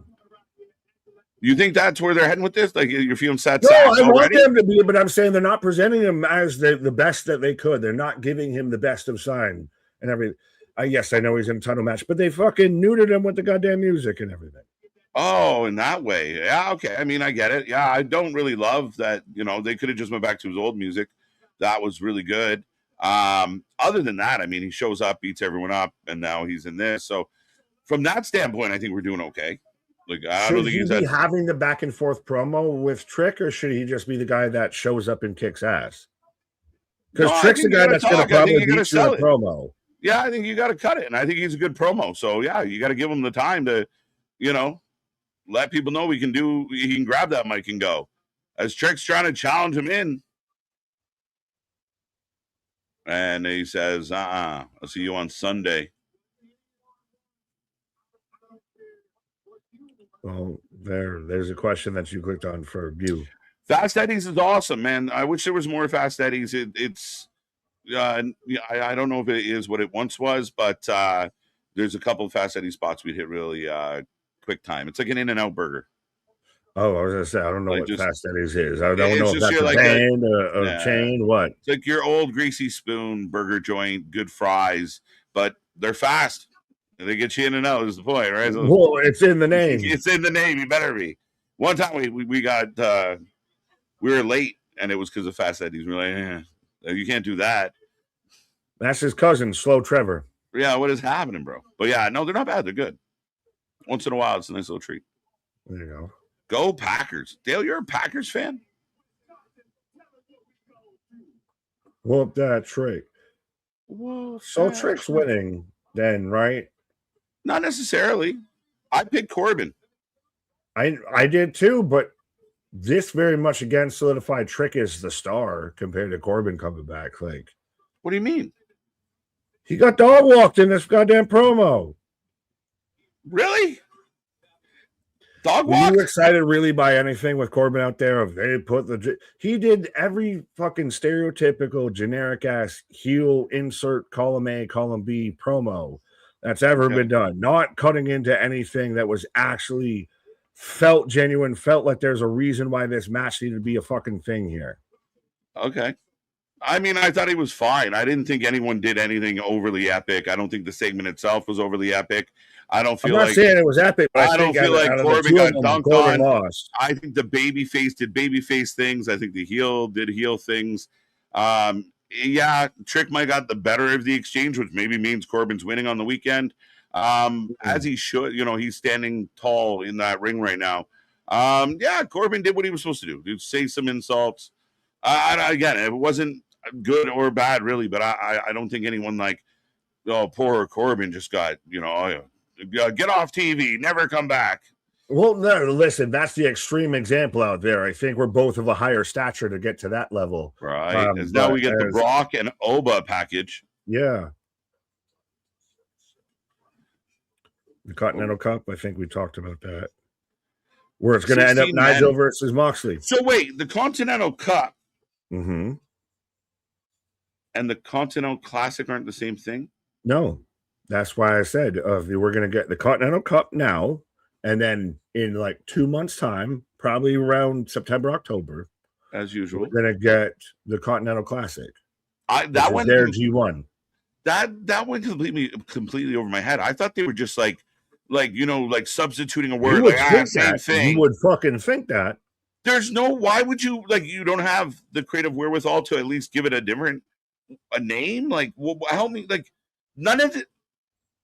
Because they're basing it off of a UK tournament that your hardcores might know. Who? What? Yes. That's, I think, probably what it is. And it's also, like you said, it's a way to get Moxley on the card. So you're going to have Moxley there. So do you want him here or just floating somewhere else? He's going to be on the card. You can't deny him. So where do you put him? Oh, yeah. I don't know, man. I really don't. I'm still trying to wrap my head around. You're doing a pre-tournament tournament, and then so you put all the same people in the other tournament, pretty much. maybe a couple tweaks and changes. Like, does that qualify as lazy booking? Thank you, Jim. Well, do you even know who? You don't even technically know who's going to be in the finals for this one, because the champion's in the tournament, in the cup for this, before he wins it and then challenges in the tournament as well. Challenges himself for a match at fucking, you know. Well, no, because remember, he's in the classic too as well. I don't understand this decision making. I don't get it. I think Tony Khan is terrified to let go of the reins. He's terrified to say no to people, and he's terrified to actually try and stick good stories on his television. So it's just, here's another tournament. Here's another bullshit angle. Here's another fucking eliminator. Like, you got a 2+2, and you keep looking for Pythagorean theorem. Yeah, it's an action movie, and the explosions are fun, but there is little to no fucking acting, like no story to it. Michael Bay. Now they run down the. Oh, yes. Sorry, go. No, you're good. Go ahead. You were saying they're running down the card for night one. So I know you and I talked last night. We vary in our opinion. You feel night one's better. I'm kind of digging night two. I hope that's one of the prediction questions, by the way, folks, is how are Nick and I going to land by the end of all this? So we'll see how that plays out. I was going to say, well, hopefully comfortably laid back. But right. But I still think night one, like we talked about it, night one probably has more story involved. Night two might be better in ring, but we'll see. Yeah, well, it'll depend, right? Like if the Bloodline tag match is a burner, that's going to help. I mean, can we all call the worst match of the night, and it's the women's tag match? Right, like is that really going to... Do you really think that they're going to shock us and we're going to be sitting there on Saturday or Sunday Saturday night going like, oh my God, what a match. Match of the year, folks. Then no. If it gets a passable grade, it's outkick its coverage. I apologize to ladies. It's just, let's be facts. I thought you were about to say, I apologize to Laney. Laney, but we love you, Laney. That's kind of like, but I'll take it. And that's my real only kind of like caveat with night one. If they had, I don't know why they wouldn't do a 6-man on one and the 6-woman on the other. Because you've got a Hell in a Cell, you've got all this stuff there, because you've got Liv EO, because you've got CM Punk Cody, because you've got the murderer's row of fucking heavy hitters out there. So you need some fluff to go and get your fucking popcorn. Yeah. The only, the big thing anyway, now maybe not the only thing, but the big thing that's making me lean towards night two is I think those 2 mid-card matches could be extremely outstanding. Like, I think they're going to, if we're lucky and we get what they can do, there's 2 potential matches of the year between Sammy and Finn and Penta and Gable. Like, I think there's lots of potential. But I see your 2 mid-card matches, and I raise you Aldis Gunther and Brock Oba Hell in a Cell mid-card matches. Right. I mean, Roman Seth, I'll take over Cody and Punk. But that's the thing. You win in the main event. Maybe, right? Because I think Punk and Cody can do some shit, and that we're like, they're just mind blown. Feud. Are you really? I'm more invested in Seth Roman than I am in Punk Cody. I agree with that. But it could flip by the end of the weekend of like, wow, Punk Cody showed up and showed out. It has to. Seth and Roman were like, it has to. It has to deliver in ring. We need a little bit of a holy fuck kind of match. I mean, I think the fair argument is that there's potential that either day could do extremely well. We hope both do well. A slight edge. I mean, that Hell in a Cell is a big cherry on day one of like, that's a hard caveat to argue against. I'm like, oh, well. And that's not even the most exciting match because we've still got Gunther and Aldis, which has been the most exciting match out here. So that's the thing that's why I think night one wins out in that. Like, it'll have some lows, but it'll have bigger highs. Right. So, like, Hell in the Cell opens. Somebody said Hell in the Cell was going to be the main event. No. I believe shout out to Nisha in the Discord. I think it might have been. But somebody had rumored that they were going to main event night one with the Hell in the Cell? No, you can't do that. You can't do that. I mean, I'd be surprised. They tell. I mean, I can't tell them what to do, but I wouldn't do that. I don't think you should. No. Right. And with your world title, you start with. You almost have to start with the Hell in a Cell, and I can already hear people they're doing it on ESPN. It's on the fucking pre-show. No, it is the biggest audience, and Oba's been since they've been on ESPN. Oba's been on ESPN anytime he's had a match. This whole story's played out to the ESPN audience, so they're going to be the ones that can relate to it even more than the ones that got the goddamn app. Yeah. I think you open that, you probably follow it with like the women's 6-person match, right? I'm telling you, they might. And then the hard pivot. You just gotta calm down. You gotta patch yourself down after that Hell in a Cell. Then you kind of like regroup from there, maybe. Maybe I don't know. I'm very curious to see how it plays out. As I'm getting an ad for AAA. Which we starting off the month with SummerSlam, and we're going to be ending the month with fucking all the shows slammed together. Heat Wave, Worlds Collide, and All In. Worlds Collide. Yeah, lots of shows coming up. Again, I mean, AAA's been outstanding. I kind of like what MLP's kind of doing. They feel it feels serious, and it feels like small budget, but we're trying really hard. And Edge, that was some of the breaking news. This week is Edge answered the call and will be going to MLP to wrestle in Toronto, what was formerly known as the Maple Leaf Gardens, which is now not that, but they will be doing a show there, and Edge will be the headliner. So is that the unofficial announcement for the Wrap It Up tour? It may be. People are still saying the second edition, the rewrap. I mean, yeah, maybe. I mean, it's a cool opportunity, and it's good for MLP to get their hands on someone like Cope. Yeah, before he goes away, because we've talked about he's going to probably hit. We don't think he has much left in the chamber. He's even talked about that. That's probably whatever they come back around to Toronto. That's probably it again. He'll just do the same thing again. Mm-hmm. I do not believe it's official, but there was rumors that one of the December pay-per-view for AEW is going to be in Toronto, or November, and that would be like his goodbye, his farewell again. I mean, would make sense as we got Fenix and JD kicking off right now. Mm-hmm. Shout out to Boiling Water. You will be missed. You will be missed. Anti out there. MLP has been good so far. That's what I've heard. It's just it's on at midnight on my AEW. So you're telling me I got to be up at midnight with a VPN to watch this show? Right. Yeah, it's tough. How are you making it harder for me? That's cool.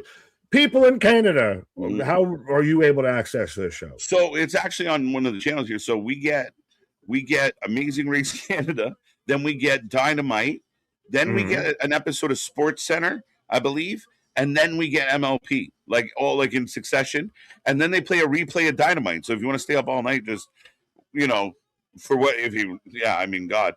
But yeah, MLP comes on at midnight on the sports channel, so that's handy. Fair enough. So if you want to watch it, Walla Walla, Washington. Walla Walla, Washington. If you want to watch it in Walla Walla, Washington, you're fucked, buddy. Because you either got to have a VPN and get my AEW and hope that works properly and stay up till midnight. So yeah. And we will be back right after this. I was waiting for you to step and slide out there, my guy. What? Where am I going? No. When you said we will be right back, I was waiting for you. Oh, no. I thought that was an exit towards the door. Right. Not this time. Next time. Phoenix on. I know a lot of people have been like, Phoenix is MIA. What's up with Phoenix? He is the AAA Cruiserweight champion. And this match is absolutely cooking, which is good news. He hasn't been on SmackDown. I think he's in a holding pattern, Nick. I think they're waiting for Chad Gable to beat his brother. Well, that's also a little bit how many Are you not entertained? Main roster-ish, I guess, talent would you say that slide into AAA? Like, now do we start to get to where a Priest gets involved in AAA? Does a JD come down to AAA? Mm-hmm. Does a Liv Morgan get involved in a AAA? Hey, what do you say? Yeah, I think it feels like they're doing a little bit of internal reviewing as they do throughout the year, and it's like, Waller, you're not doing anything. You go to NXT. Priest, you've been kind of mid card for a while. You're going to drop the belts. We'll send you to AAA. Like, who can we, like, Vikings? You've been irrelevant for a while. We're going to send you to AAA and put the strap on you. Like, they're finding ways to move their chess pieces around to try and get everyone into something. I mean, Lola, I think, would have been lost. We might have not had the Lola we have now if she didn't go to AAA, or if Trick Williams didn't go to TNA, right? So they've been very good at kind of like outsourcing some good booking. Well, and has it also helped them, but also they let, the Mask versus Mask story, arguably the best story of the year, kind of slip through their fingers. And is that what really was the fucking jolt of lightning into AAA? Like, is AAA talked about as much if that story isn't over there? Well, if we're still just Dom and Vikingo and all of that shows. I think it was doing well. I think it was doing strong. Obviously, that Mask versus Mask thing kind of pulled in a lot of audience. A lot of people that weren't really paying attention just assumed, another Fed property. We don't give a shit. But people still wanted to see that. So you're right. Like, definitely an uptick for sure. And I did hear Mr. Chad Gable talking about the expertise of one Mark Calloway helping him get through some hard grande times. So shout out, Booker of the Year. Yeah, you want to get over? You better put the fucking Undertaker over. Put your fucking Tony Soprano out there, the Tony Taker out there. You want to make it over there? You want to make it in New York? You put me over there. Jokes. By the way, a really fun SmackDown match happening. Not you, everyone. Well, no, I'm like, happening? What are you saying? Right? We still have Julia taking on Latch for the final spot in the ladder match. I know. That's going to be your main event. That's crazy. Oh, no, because you still got that, too. So you got a lot to squeeze in a half hour out here. Yeah, we're tick-tocking. For sure. I don't know if that's a joke, but that's kind of funny that I had Anthony out there speaking of tick-tockings. But, yeah. No, well, so I guess apparently I don't need a VPN if I want to watch it the next day on myaw.com, except I'm working the next morning, the next day, and everything. So trying to find some fucking time to watch that gets a little hard. Nick's like, thanks, but no thanks. No, trust me. Honestly, if we could be out there, it's hard, man. Like some of them that are out there, the angry little troll that drives in his Fast and Furious, and watch everything. I'd love to be out here and do a fucking wake up in the morning MLP show and everything. But listen, we ain't there yet, right? Everyone that can hear my voice right now, phone and call and email or snail mail, do whatever you do to communicate with people, and you tell everyone you know about this really cool channel with 3 guys that are just trying to have a good time and and they could use some love and support. And then when this all blows up, we can cover all the fucking wrestling, nonstop, 24/7, all day long. We can be the wrestling that we won't be WWE radio. We'll be the anti-La Greca out there. Trust me, it's not even like, oh, we don't want to watch all the wrestling. It's just I don't have fucking time. I can't fit it in. Pause. I would like sleep. I'm tired, boss. Every once in a while, I like to sprinkle in something that, oh, look, 60 days in, we'll just watch some episodes. Like, you kind of want to go somewhere else for, a little bit, catch a movie. Hey, Spider-Man's out. You're like, yes. Right. We're going to go down a whole rabbit hole of, I like to watch not wrestling too. So I know I like to watch wrestling, but there's other things I watch. We love it, but there's other things to do. Yeah, but if I could watch more wrestling, I would. Probably. I can't. Like, I'm watching random like fucking wrestling countdowns for no reason. Like, just like top 10 moments that I probably could have predicted the 10. But bro, I'm randomly saving pictures of Ox Baker in my phone and everything. Like, I'm out here getting in the trenches in wrestling and everything. Right. Like, I watched some old shit. Like I said, I pitched it when you were on your break and everything of doing towards the members only stream of doing a wrestling book for the month. JD with a 2 count. Huge Spanish fly. Or even going back through all the cinematic matches and everything. Like, if we can find ways to watch more wrestling, we will. We just need to find the ways. We need the human monies. Yes, Danhausen. Come on. Nick with the monies. Right?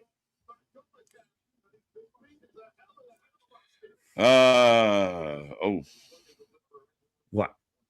Oh, I was just reading ABJ's comment, but I think I read it in my head. Fair enough. Well, no, I got Anthony out here. I watch on the weekends. It's always there, Nick. No time frame of it being removed. I haven't watched this week's episode. Just trying to help you out. No time limit to watch. Did he just woo-saw you? Woo-saw, my guy. Time's getting real low, big boy. Yeah, like, you can make it work. Oh, where's he like your fucking dog whistle there? Who told you could eat my cookies? Who told you could eat my cookies? Yes, do an auto impression. Play some Creed, and I'm good. I don't think so. Dom getting thrown out for ringside, though. Dom getting chucked, so JD's in trouble.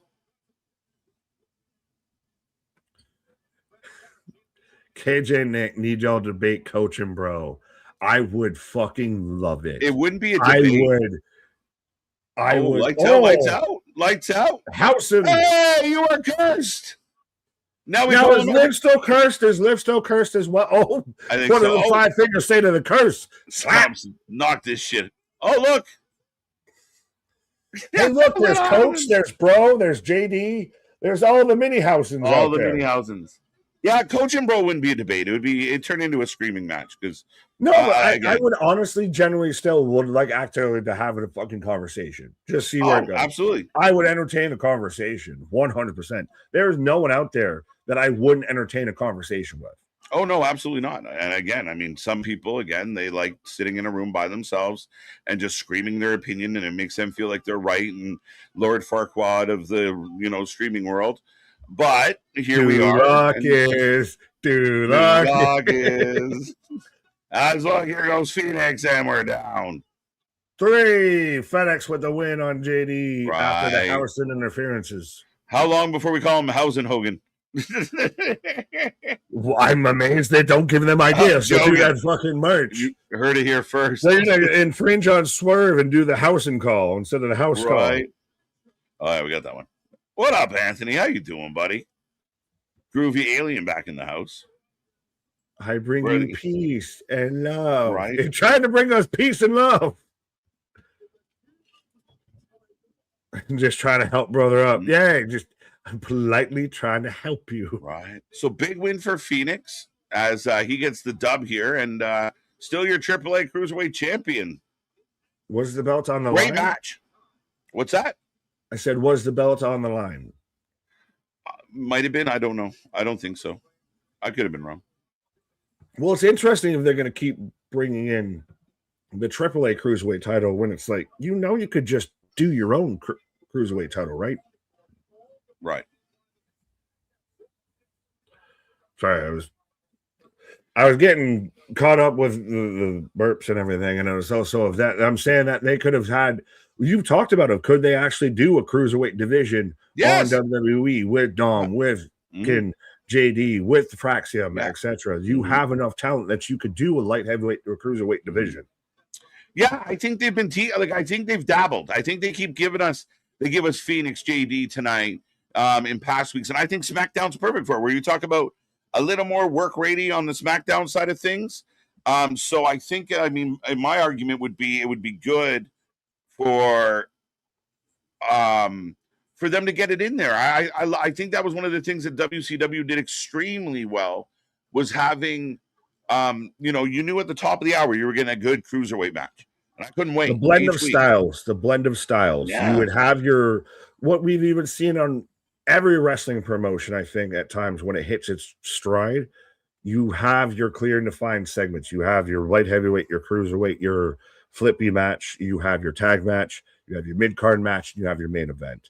And you want to have a women's match, what have you, anything else thrown into there, you've got it all, but they all feel separate, but also equal in the sense of like, to where, well, you should honestly have it to where any sort of champion could main event your show. Yeah, and I think that's kind of how you want it, right? You kind of want that up and down. I was talking when you were on your pause about like you watch some of these old countdowns and these old pay-per-views, and you got like main event guys that we look back on as like GOATs and Rushmore contenders that were like in mid-card IC title feuds and tag, Steve Austin was Frosty McFreeze for a fucking hot minute out there. Right? Like they're going after this. Their main event scene was so stacked. Nowadays, the fans get so insulted, like, oh, I can't believe this former champion's going for the IC belt. That happened all the time. Could you imagine right now, even with the state of the tag team division, if you had the Rock and Sock in the tag team division right now of two guys that are former world champs that are up at that upper echelon and everything that are now just involved in a pairing in the tag team division, like if Ospreay and Moxley stayed as a tag team. Yeah. It would be that kind of vibe. Like, I don't know if that would be as received as it was back then because you had still your Takers, your Kanes, your Austins, your Bookers, even at that point and everything. You had such a big roster.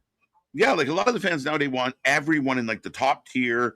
And if you weren't like a declared tag team, then anybody that's put together and goes down to the tag team division's demoted. If you win the IC title and you used to have the main card title, that's shit. Like, I don't understand. Like, their pyramid is upside down, guys. I don't know what to tell you. People shat on Grayson Waller's whole promo on NXT because he was a guy that went from the main roster to NXT. I was like, if that's the only thing you got out of that, you missed everything. You missed the whole thing. I'm not wasting my time to fucking explain it to you. I know. I almost tagged you in Alvarez's feels about how shit it was, and him and was it Rob? They did that segment to a T as to what any wrestling fan right now should want out of what's supposed to be a work shoot promo. You can be mad about the Marty Jannetty line or certain things didn't land, but they did it he sits there and talks to the PA. Well, if Sean's really fucking feeling froggy, tune up the band. Then he gets the mic cut off, so he sits there and talks to the goddamn camera. Yeah. Then he's talking to the camera, so they cut to a commercial. And it's the first commercial break of the whole show. Everything around it played out perfectly too with it. Mm-hmm. Yeah, I saw them being very can you believe they kind of cut his mic after 9 minutes and then it was almost like, oh, how silly of them. And then I think it was actually on Instagram on one of your posts. Where someone made the comment of this could have been good, but we all know this is bullshit, and they give them time to go out there. Do you think that there was any part of that was actually like a Sean or an Albert, Matt Bloom or whatever that's actually trying to get towards somebody on the roster, get off the fucking TikTok, of actually pay attention to fucking be here. Quit just being happy that you're here. You're here for a goddamn reason. You're here to get better. So focus on getting fucking better instead of getting more fucking followers. Yeah, and I mean this idea, I come in a world I'm a sports fan, and I see guys get sent down to the minors all the time. Oh, we thought this kid was gonna be, killing it. He's struggling. He's on a cold streak. He gets sent down to the minors. Yeah, it's a demotion. Yeah, it's a kick in the shins. But I think Waller would, if you sat him down and said, hey, we can move you down to NXT and you can fight for the world title and we'll give you a new attitude. You'll be serious.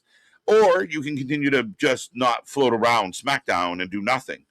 I would take the upper booking and hope that it hits, he has a Trick Williams moment. We talked about Trick Williams maybe missing, not catching his stride. Then he found it. We talked about others that have done that. So, again, I was really surprised. We've been giving Alvarez some thumbs up. I thought his take on NXT was complete bullshit. Well, and if he sat there and cut this promo on Monday Night Raw, how many people would have respected it and responded to it the same way they did on NXT? Yeah. You didn't say, oh, well, isn't he supposed to be on the main roster? Yeah. If he was on the main roster, they would have sat there and said, why the fuck is Grayson Waller coming out all pissed off and everything, shooting in the middle of a Monday Night Raw on the go-home show for SummerSlam? Yeah, you can't win. Right? It's the same fans. I can't believe they're not using this guy. I can't believe they can't book this person. And then they do, and they're like, well, why would they put them here?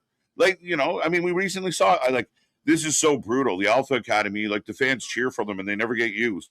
All right, we're going to put them in Angle with the tag team champs. Oh, that's shit. They're garbage. Yeah, why but would you do that? You made the sports reference. It's cool. We signed you as a cornerback. That's great. But you actually might work almost better as like a wide receiver or like a kick returner and everything. Yeah. It's not going to be the most glamorous spot, but you're going to make the fucking team out here. Right. You got a moment to shine and then see where you can go from there. 100%. That's where we need to be at with some of this stuff. Oh, I completely agree with you. And like I said, I think a lot of it, like the one comment blew my mind of that, like literally, and this is where Triple H is trying to get through the fans a little, and the fans are getting mad at him. But the sentiment of, well, that's a bullshit pipe bomb because we know it was scripted, planned, and if they really wanted, they could have shut his mic off 5 minutes before. Welcome to the show. It'd be a really boring show if we did it like that. Yeah, because Phil really got everything off that he really that he had no idea. He's talked about it to fucking Stephanie about what I cleared with your father before I went out there and did it. The fuck are we talking about? Yeah, like we're gangbanging on like making a show. That's the show. Like that's what you tuned in to watch. Like I don't understand. Oh, because I know. Like, I mean, Christmas is still fun, even though I know what I know. Like, you know what I mean? Yeah, like you didn't buy it from the like you made this at home, so it's not as good. Like, why are you gangbanging on happiness? What are you gangbanging on happiness for?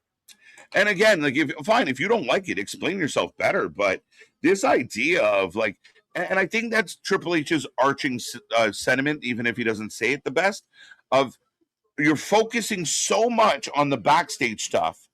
You can't see the good stuff that is happening in front of you. Yeah, it's right there. And like, I mean, that Waller thing's a pure fucking banger of a promo, but the people are talking about the booker in the back and how they what?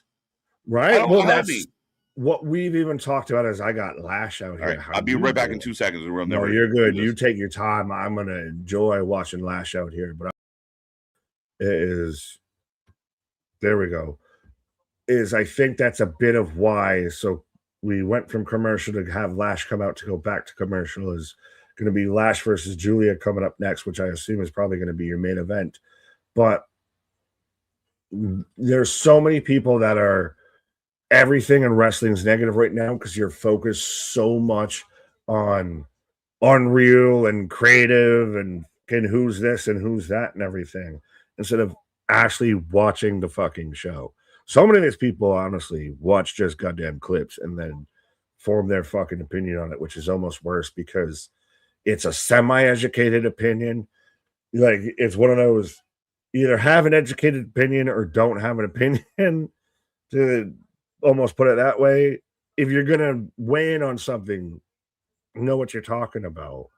But there's so much that actually happens in ring, on the shows, in the crowds, all of that pro wrestling's still cooking out here. Clearly, when we're doing good numbers, I think both nights of SummerSlam are in the 30s to 40s out there.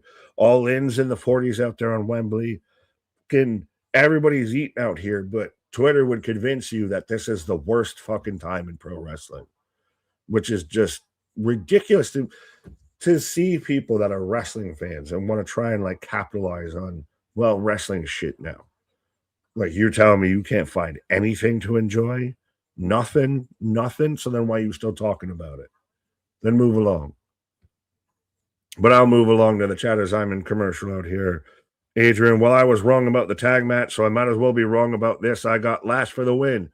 Fair. I mean, being honest, I want Lash to win. And speaking of tags, I want Jakara Mara Sade, who's recently a free agent out there in TNA. Come on over. Team up with Lash again. Give me my two girls again. I want to see those two as a pairing again. That was, to me, a WWE let go of something a little too soon, and we've seen how she's done in TNA. Now, TNA, if you're really going to double down and invest, I'd love to see her every Thursday because I think she's been killing it up there. I don't want to see her go beyond those probably two. Honestly, I think she'd get lost in the shuffle on an AEW. MLW, she's got the prominent spotlight on TNA.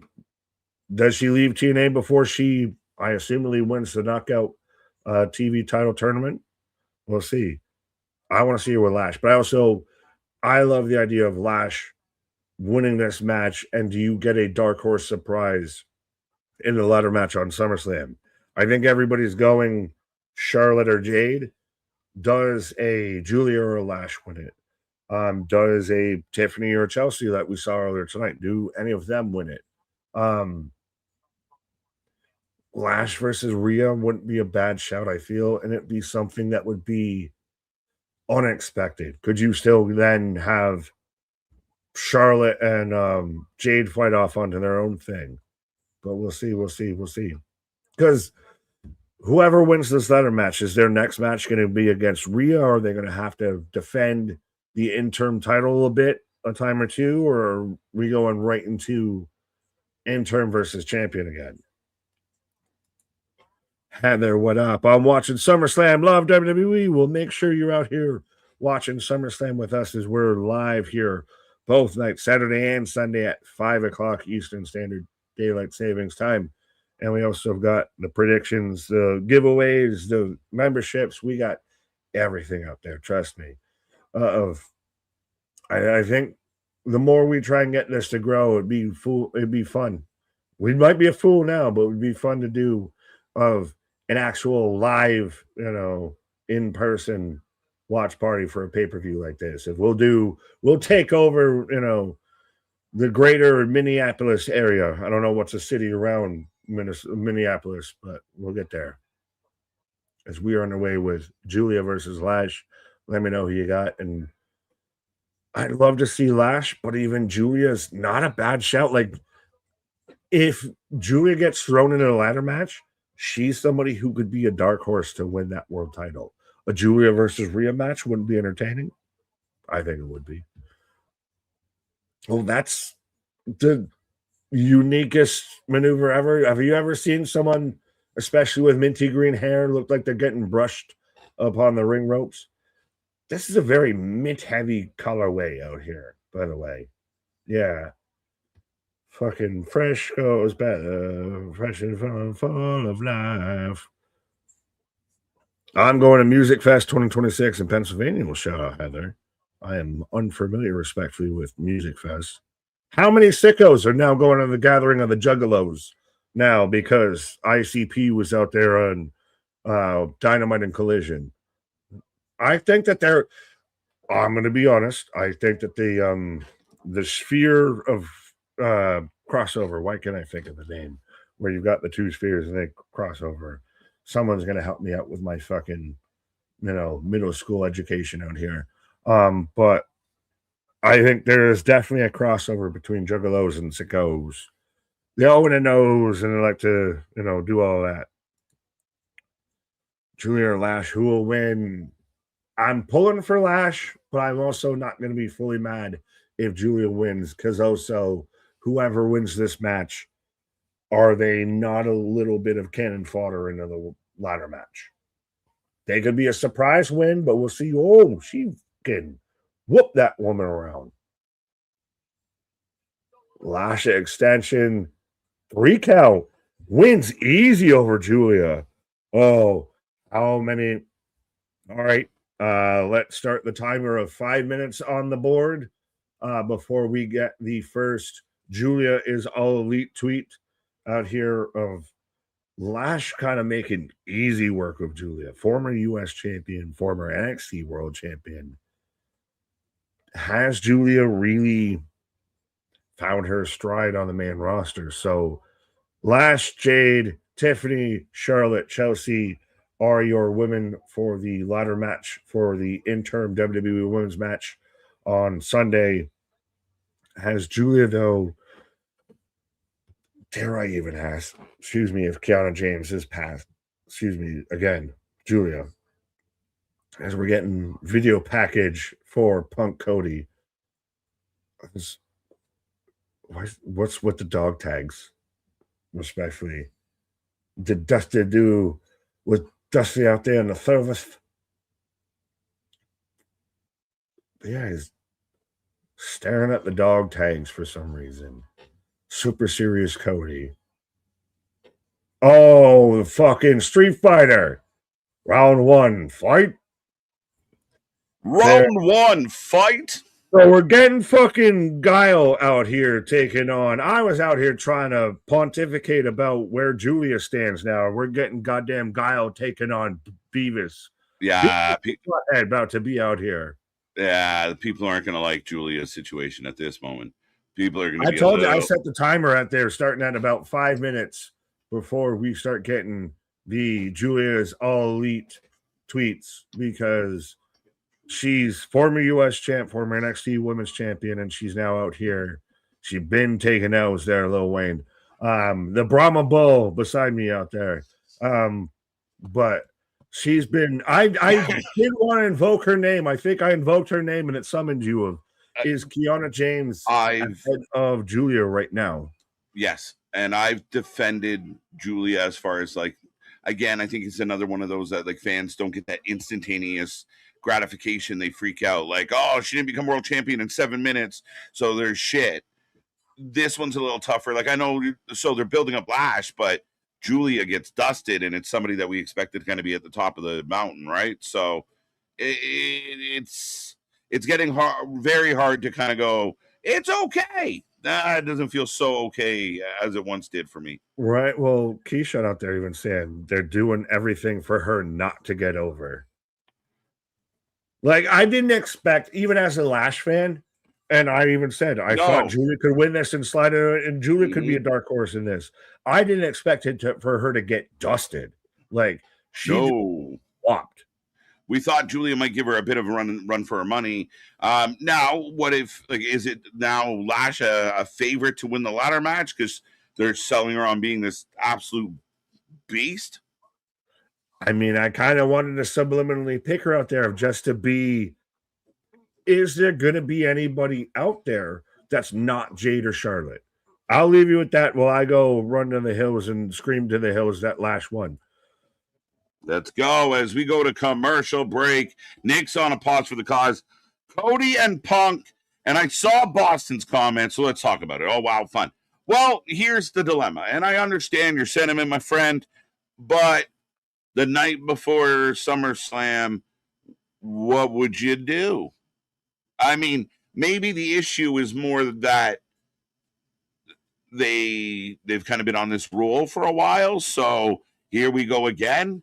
The hope now is that there has to be some type of escalation.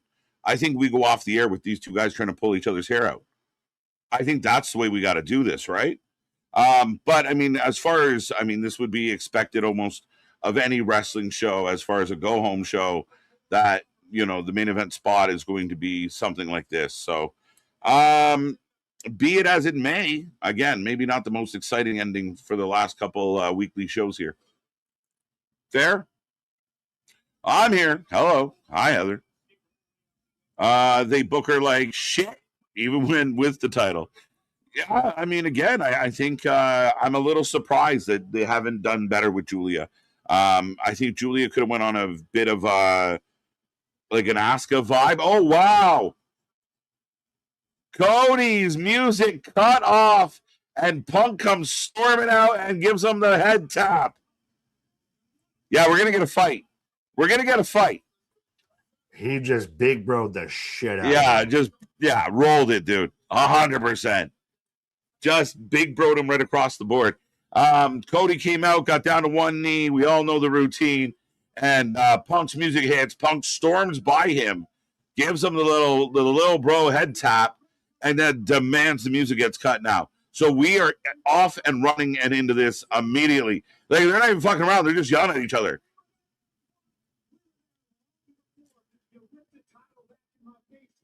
Oh, this is all right. I want to hear the people that praised Kenny Omega and Will Ospreay on Wednesday. I want to hear their honest assessment of this when it's done. Does this compete with that? Good energy out the gate. And look, they're cutting each other off. Punk's got the finger up, and Cody keeps going. It's funny. Cody wearing his tracksuit. Punk wearing his, I don't know, hoodie, jacket, zip up, Letterman jacket almost. Not much reaction on the punch there. The verbal punch.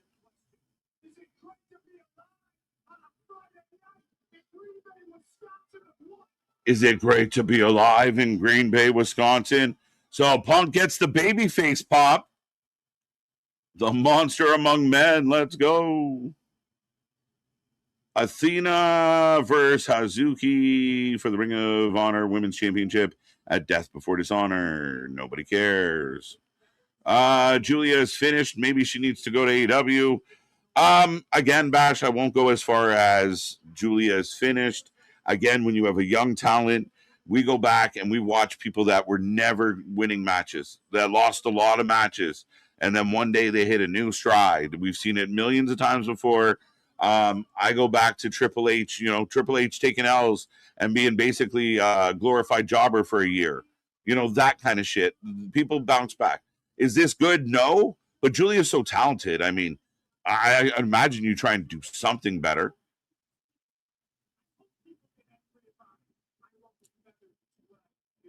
I ruffle feathers. That's what I do, says Punk. Peacock, you gotta let me fly! Words never said truer from CM Punk. Yeah, I hear you, right? And I mean, this one's a lot more fiery, but why not 2 weeks of fiery and maybe not 3 weeks of bland into one fiery? Sounds like we just transitioned into a cooking show, but regardless, you get where I'm going. Bash, please don't put dumb comments. It might be a fair opinion, though. A lot of people are going to feel like Julia's in a bad place. People are going to be upset. And I mean, if you're a fan of Julia, you're going to be upset that she lost so convincingly. But it's no different than if your favorite team loses, you get kind of bummed out as well.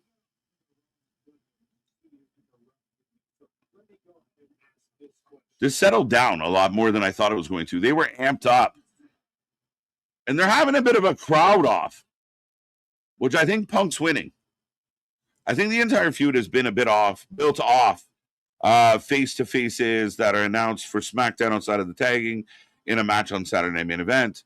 And I completely agree with that. And that's one of the things when we were talking about, what night I felt stronger about. I felt better about Seth Roman than I did about Cody Punk because of the build's been a little light. But this is fun. Pardon me. Speaking of built light, but ain't nothing about you light, sir. Well, is it weird that the QB1 has to run it back from Green Bay, Wisconsin? Well, they're doing it like they're one-upping each other, right? So they're having like a baby. They had to run it back. Cody did it once, didn't get a pop, and had to do it again. Exactly. So it's like they're doing like the whole the baseball bat game, right? Anything you can do, I can do better. No, you can't. Yes, I can. No, you can't. Yes, I can. It's almost like the battle of who's going to be the heel here. Like, who can get the most babyface reaction? This is showing that they can't piss or get off the pot with Cody. We're getting closer and closer to we're all kind of at the point of just fucking make him a heel. So we're sick of him either being in the world title. You're not going to make him a heel, then knock him down a peg. So you got to piss or get off the pot with this shit. Yeah, I like that. Knock him down a peg. Is it Cody? Is it creative? Is it collective?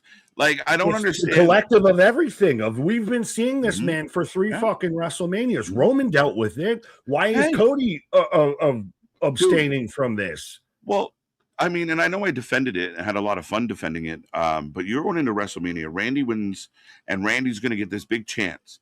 And you have this moment where the whole fan base is losing their mind for Randy. Randy, RKO. If Cody had leaned off and kicked him square in the nuts and beat the shit out of him the way Randy did to Cody, then the place would have went insane. They would have lit him up with boos, and you don't bring in Pat McAfee. You let the organic heel turn happen. Because they weren't going to boo Randy, and you muddled up your WrestleMania to do it. You can't keep doing that with every feud.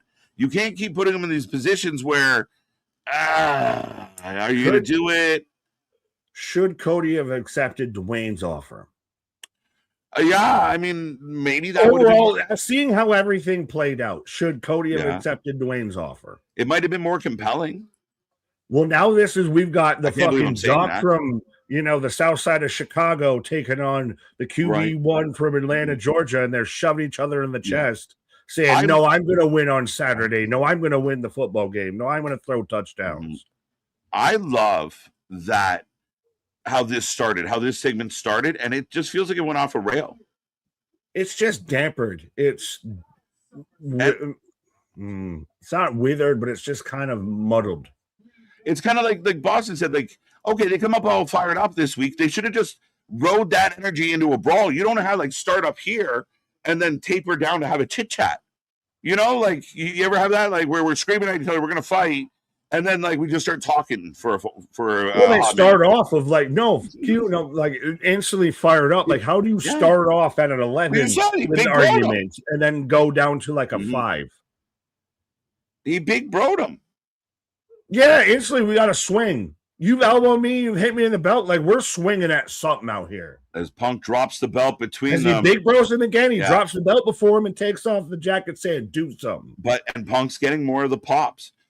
Cody's going to the fans, and the fans aren't reacting. The fans reacted more. Punk didn't have to redo a call out to Green Bay where they're at. Cody did. No. Punk taking his jacket off got a bigger pop than Cody. But is he doing the Street Fighter shit? Even because you had Cody out there doing the round 1 fight. All right, you want to be a Street Fighter? Right. Come on, fight me. I've actually fought on the fucking streets. Right. Round 1, fight. Someone's going home happy with that fucking jacket. Oh, wow. Yeah, I'd be saying, do it. We'll rip it apart. Hey, Cody's wearing all black. All black. Let's go. There's a man going around. Listen, if he goes heel, I 100% support him beating Punk at SummerSlam. If it's same old Cody and he wins, it's going to bother some people. But then it has to be either, hey, we're throwing. I feel like it's going to still be Punk wins because that's safest, best option. I agree with you. He has to be heel. You cannot have adrenaline in my hole. Dude, you have fucking KO come back and Randy come back, and they're all with Cody, and they're like the heel fucking faction now. That I can go for. I'm asking a lot. That's stupid booking, but no. But I mean, if you do something epic, I can get behind it. But if it's same old here, low, like you said all the time, low, Cody wins. Right. Julia versus CM Ryu. I don't even know that means. I swear you've been obsessed with Cody wearing black for almost 2 years now. He saw as a turd.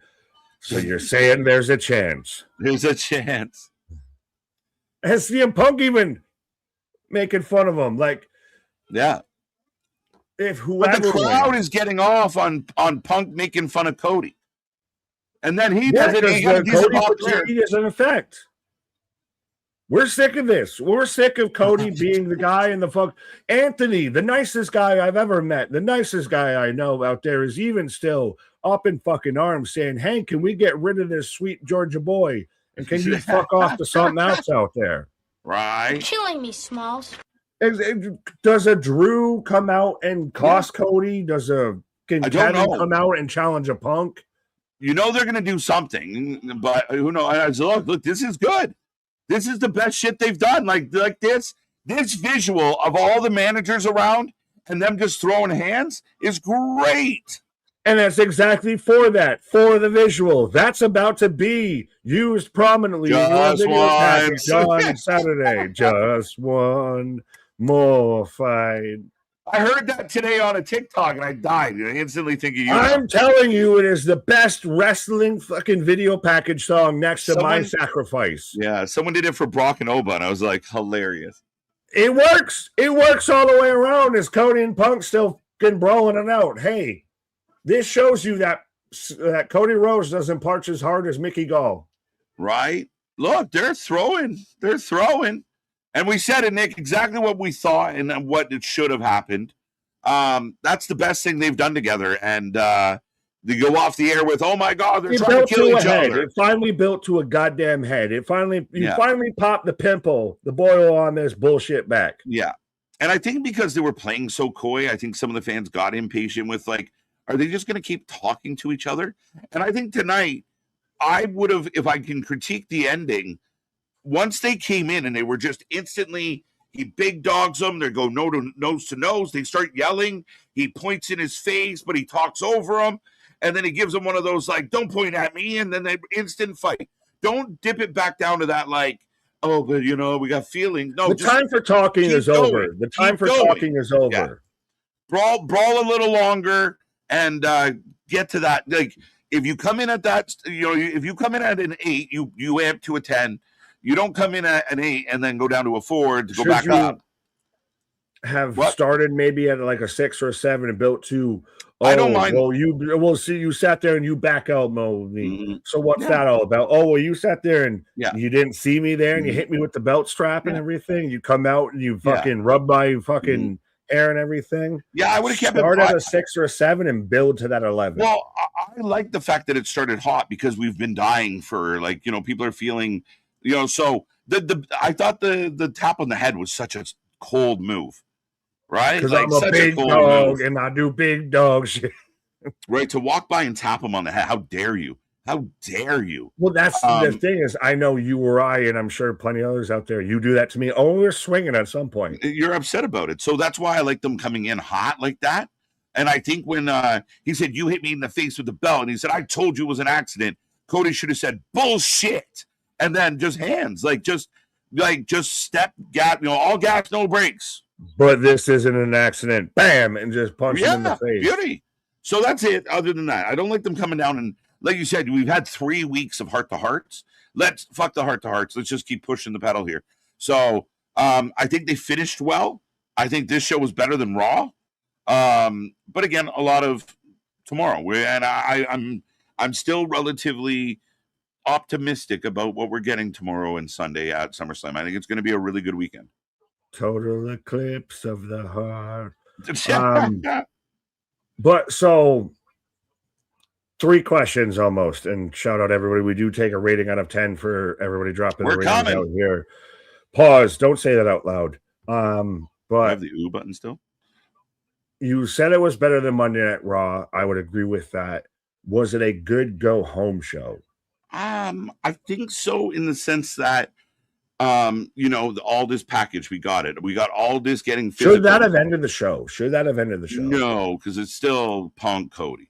Still Punk, like it's still your world champion. It's one of your 2 biggest draws. It's right. Well, no, I just got really excited and just want someone, if there's anyone good at editing, to send me that video package of all this with "Hello, my friend, we'll meet again." Jokes. But yeah, no, I think that I thought it was placed well, and I think it does good. I'm excited for Gunther and all this. I love the fact that the crowd really popped for that Cloverleaf. I think that before they got the video package too. Yeah, absolutely. I think Punk and Cody ended strong. Lash Dust Julia, that's going to cause a lot of discord out there, a discourse out there. A lot of debate. Join our Discord out there. Join our Discord. But overall, like, you know, Phoenix and JD had a banger match. I mean, we got a Meng. Meng's huge. That was huge. They get some points on that. I can go 7 on tonight. I can't. I went like 6.5 on Monday. The highest I can go here is 7. But it did its job. I think it was more about the weekend than it was about tonight. So better than the Raw. Tag match was decent. Oh yeah, better than Raw. Well, it ended in disqualification. I don't even know if I count that as a match. That kind of was Right. that It's was an an angle. angle more than Yeah. anything. I like it though But that they were actually brawling, and the Vikings look tough, and this is going to continue. And now you got the Haku driven Tongans working together, the triple threat at one of these shows coming up. that silences a lot of my argument could have been with you're seeing MCMG and all of that. You're about to see the New Day probably show up in AEW. So Right. a lot of your former WWE tag division that you could have had in WWE about to be showing up elsewhere. Yeah. You had them, you lost them. Yeah. But Yeah. They feel like help. Go ahead. Sorry, does it feel like Triple H is almost standing at the war room looking at the map of the battle going on in the wrestling world and realizing, oh shit, Tony's about to corner some tag team wrestling. We better start putting some on because they will be. But that's what I want to see. I want to see the battle lines drawn, even when it comes to the Thursday conversations and all of that. Yeah, for see sure. The fucking war rooms. Actually get down to brass tacks, because this is when it becomes nut up or shut up moments. For sure. And you got to deliver when it counts. So again, I think that I think that they've done a pretty good job going into SummerSlam. There's more that I'm interested in than I'm not. There's a couple light, fluffy things that I'm like, meh. There's a couple mid-card things that I think are going to be epic. And I'm curious to see if the main events can live up to the hype. But I think overall there's a lot of question marks, a lot of moving parts. I'm not going into SummerSlam like, oh, it's going to be all right, bro. Like I feel like it's pretty good. And I know a lot of fans or a lot of experts out there might say otherwise, but I think this is pretty decently built, and I'm pretty good to go. They've pulled me around out here. This initially felt like it was starting to get to where it was going to have some big matches and then a lot of fleshed out card. And they're starting to flesh out that card in a good way. Yeah. I think that the go-home shows have definitely gotten me more involved and more interested in the matches. I don't know if they've sold another ticket, though. Like, has anything from the past two go-home shows sold an extra ticket? That's a fair argument. Maybe not. I think it was more just, it was almost like letting everyone know who's already interested in the show, like, hey, this is now you know what you signed up for. Yeah, this is how it looks, right? I mean, once upon a time, they wouldn't have told us what's, kind of the, we would just find out when the matches were. Like, they give us, night one, night two, and they separated, and it's interesting. So, right. But I mean, from their standpoint, I heard today that, they're kind of content or feeling pretty okay with the ticket sales now, because there's been the miraculous I think it's spikes. going to end up roughly, just pure guesstimate right now, of over the two nights is going to end up about 70 to 80,000, because you're going to have probably roughly 30 to 40 each night, it seems. So pretty solid. I think the whole thing is it's very much becoming prevalent and obvious that WWE fans are waiting for deals on tickets. They are not going to buy anything. Club WWE hasn't launched the way they wanted it to.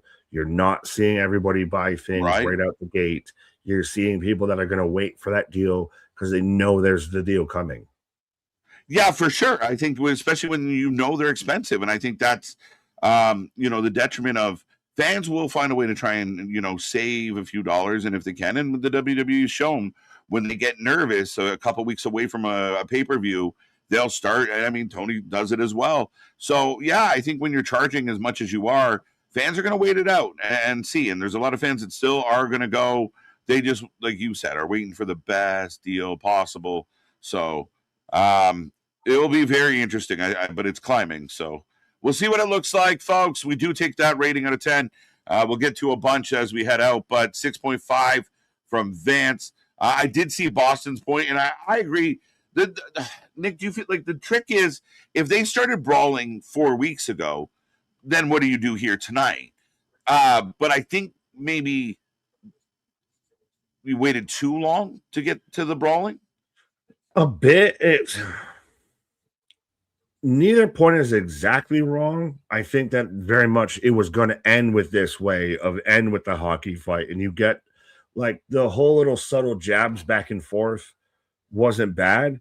maybe it was a little too short because of when Punk came back with the Sammy thing. And Yeah, is it fair. also just honestly that we're kind of sick of fucking Cody?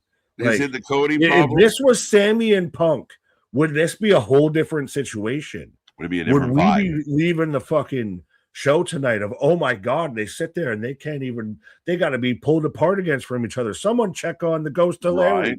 Kenny Omega, you might need to still hold the ghost of Larry. Where's Ace Right. Steel out here? If these Yeah. guys are actually brawling out here, Cody feels like the clown that showed up to the fucking funeral a little bit out here, a little bit. Like, Oof. Really? he feels like the Dressed in all square black? peg in a round hole a little bit. Yeah, I mean, when he got good and fired up, I mean, I think he gets good and fine when they started fighting. We've seen it for fucking 2 years. Oh, like overall, yeah, for sure. Yeah, I mean, no, that's what I'm saying. I'm sick of seeing Cody had a world title. But again, I think part of it is the fans that get tired with the top guys. But you're right, there hasn't been a whole lot of change or shift, or it's a lot of rinse and repeat with Cody, and a couple times like with Punk, where you kind of get him out of that pocket, and we kind of muddy Cody up a little, which he needs. He needs a little dirt on him. He's too polished. So I hear what you're saying. OG Dale going 8 out of 10 for the SmackDown, 10 out of 10 for his girl Charlotte. Dunk. Also, know who started doing that recently, and probably much before Charlotte. Yeah, so Ruka. That's why you liked her too, though. 10 out of 10 for me. Bandito versus Nick Wayne, and Deanna versus Steph D. Lander. Athena versus Suzuki Lee. Lee Moriarty versus Nigel McGuinness. Oh my! Are they still fighting? Have they been in like a 2-year rivalry? Well, I'm out here just trying to remember, is Death Before Dishonor like an actual thing that's coming up? Because it's like on a Friday. God help you if you follow AEW. They haven't fucking told you that. No, they haven't. We haven't watched the last couple, and they've been doing them on Friday nights. So no, but I'm saying AEW again hasn't fucking advertised any of this. No. It'd be like if WWE just said "fuck NXT." By the way, figure it out. Tomorrow. Didn't even do that. We haven't heard much about it at all.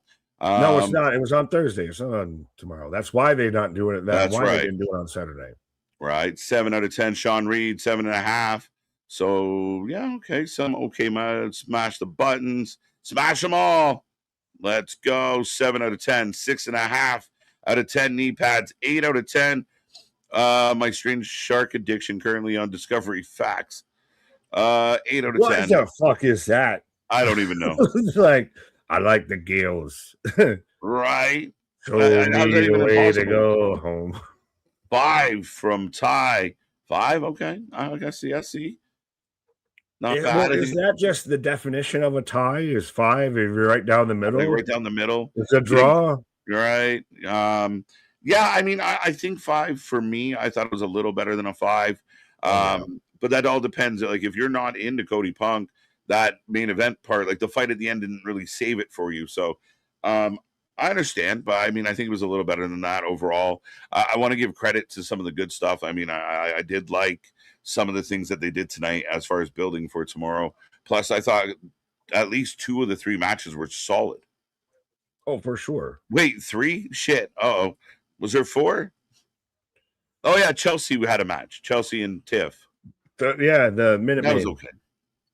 7 out of 10, 6.6 out of 10. New Day comes to AEW. Can't wait. It should be good, Ice Pick. I mean, again, if they book them proper. Debut it all in. Yeah, why not? And again, I'm really curious to see what they look like. Like, if they are breaking away from this, like, how do they present themselves now? Coming to AEW, the mid-afternoon. Right, the daybreak. Yeah, well, sorry, I like this stuff from Jorge. I'm sorry. I love Julia, but she should just ask for her release at this point because WWE obviously doesn't know what the fuck to do with her.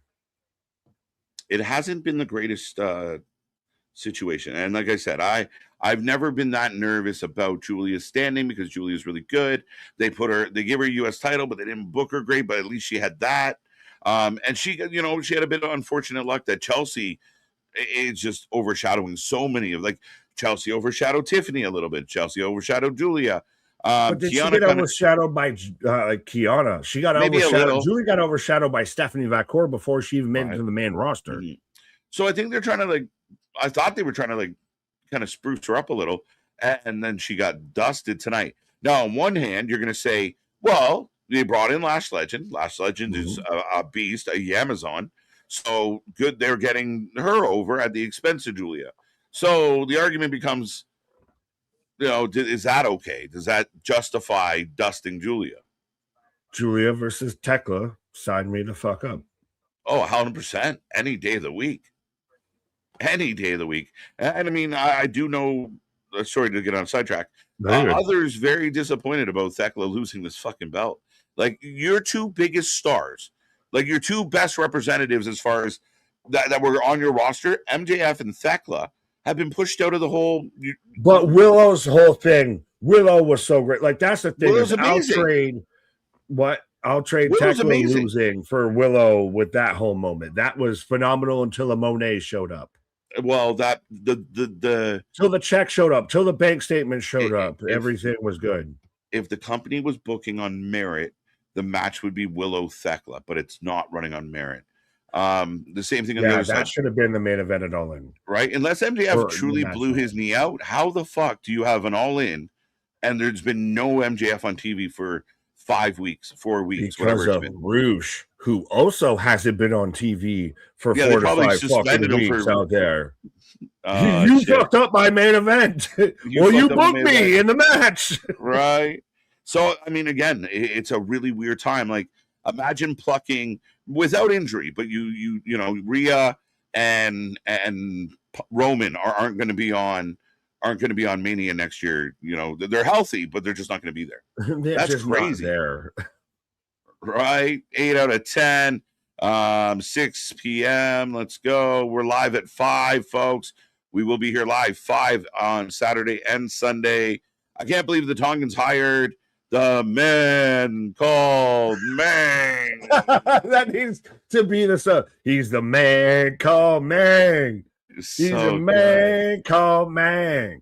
That dude, I was pumped. I think that was one of the better parts of SmackDown tonight.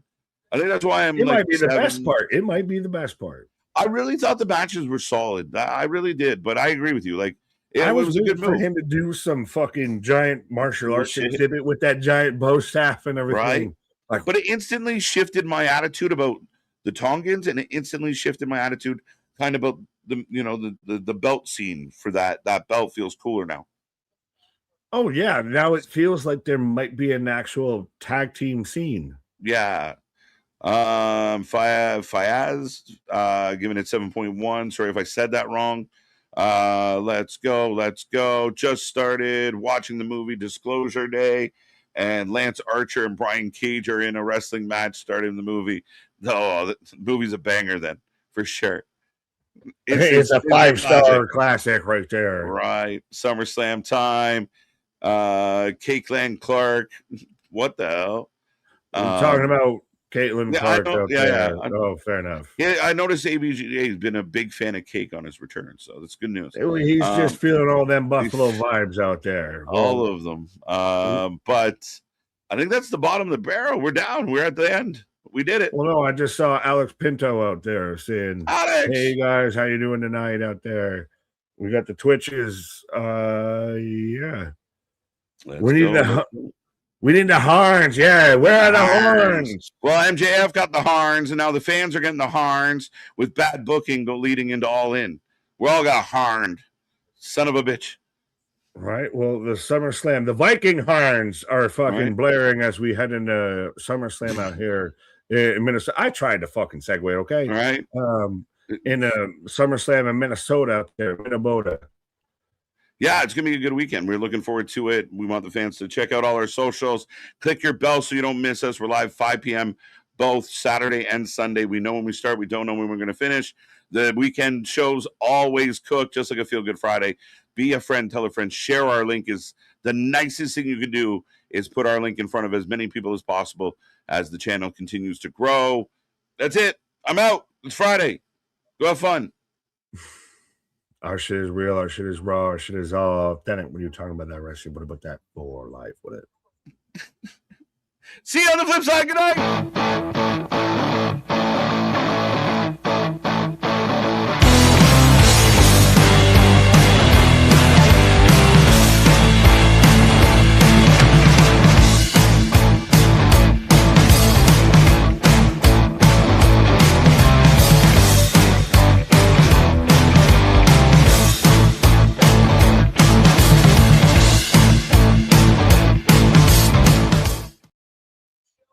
Oh, me so horny. Oh, me so horny. Come to SummerSlam tomorrow. Good night.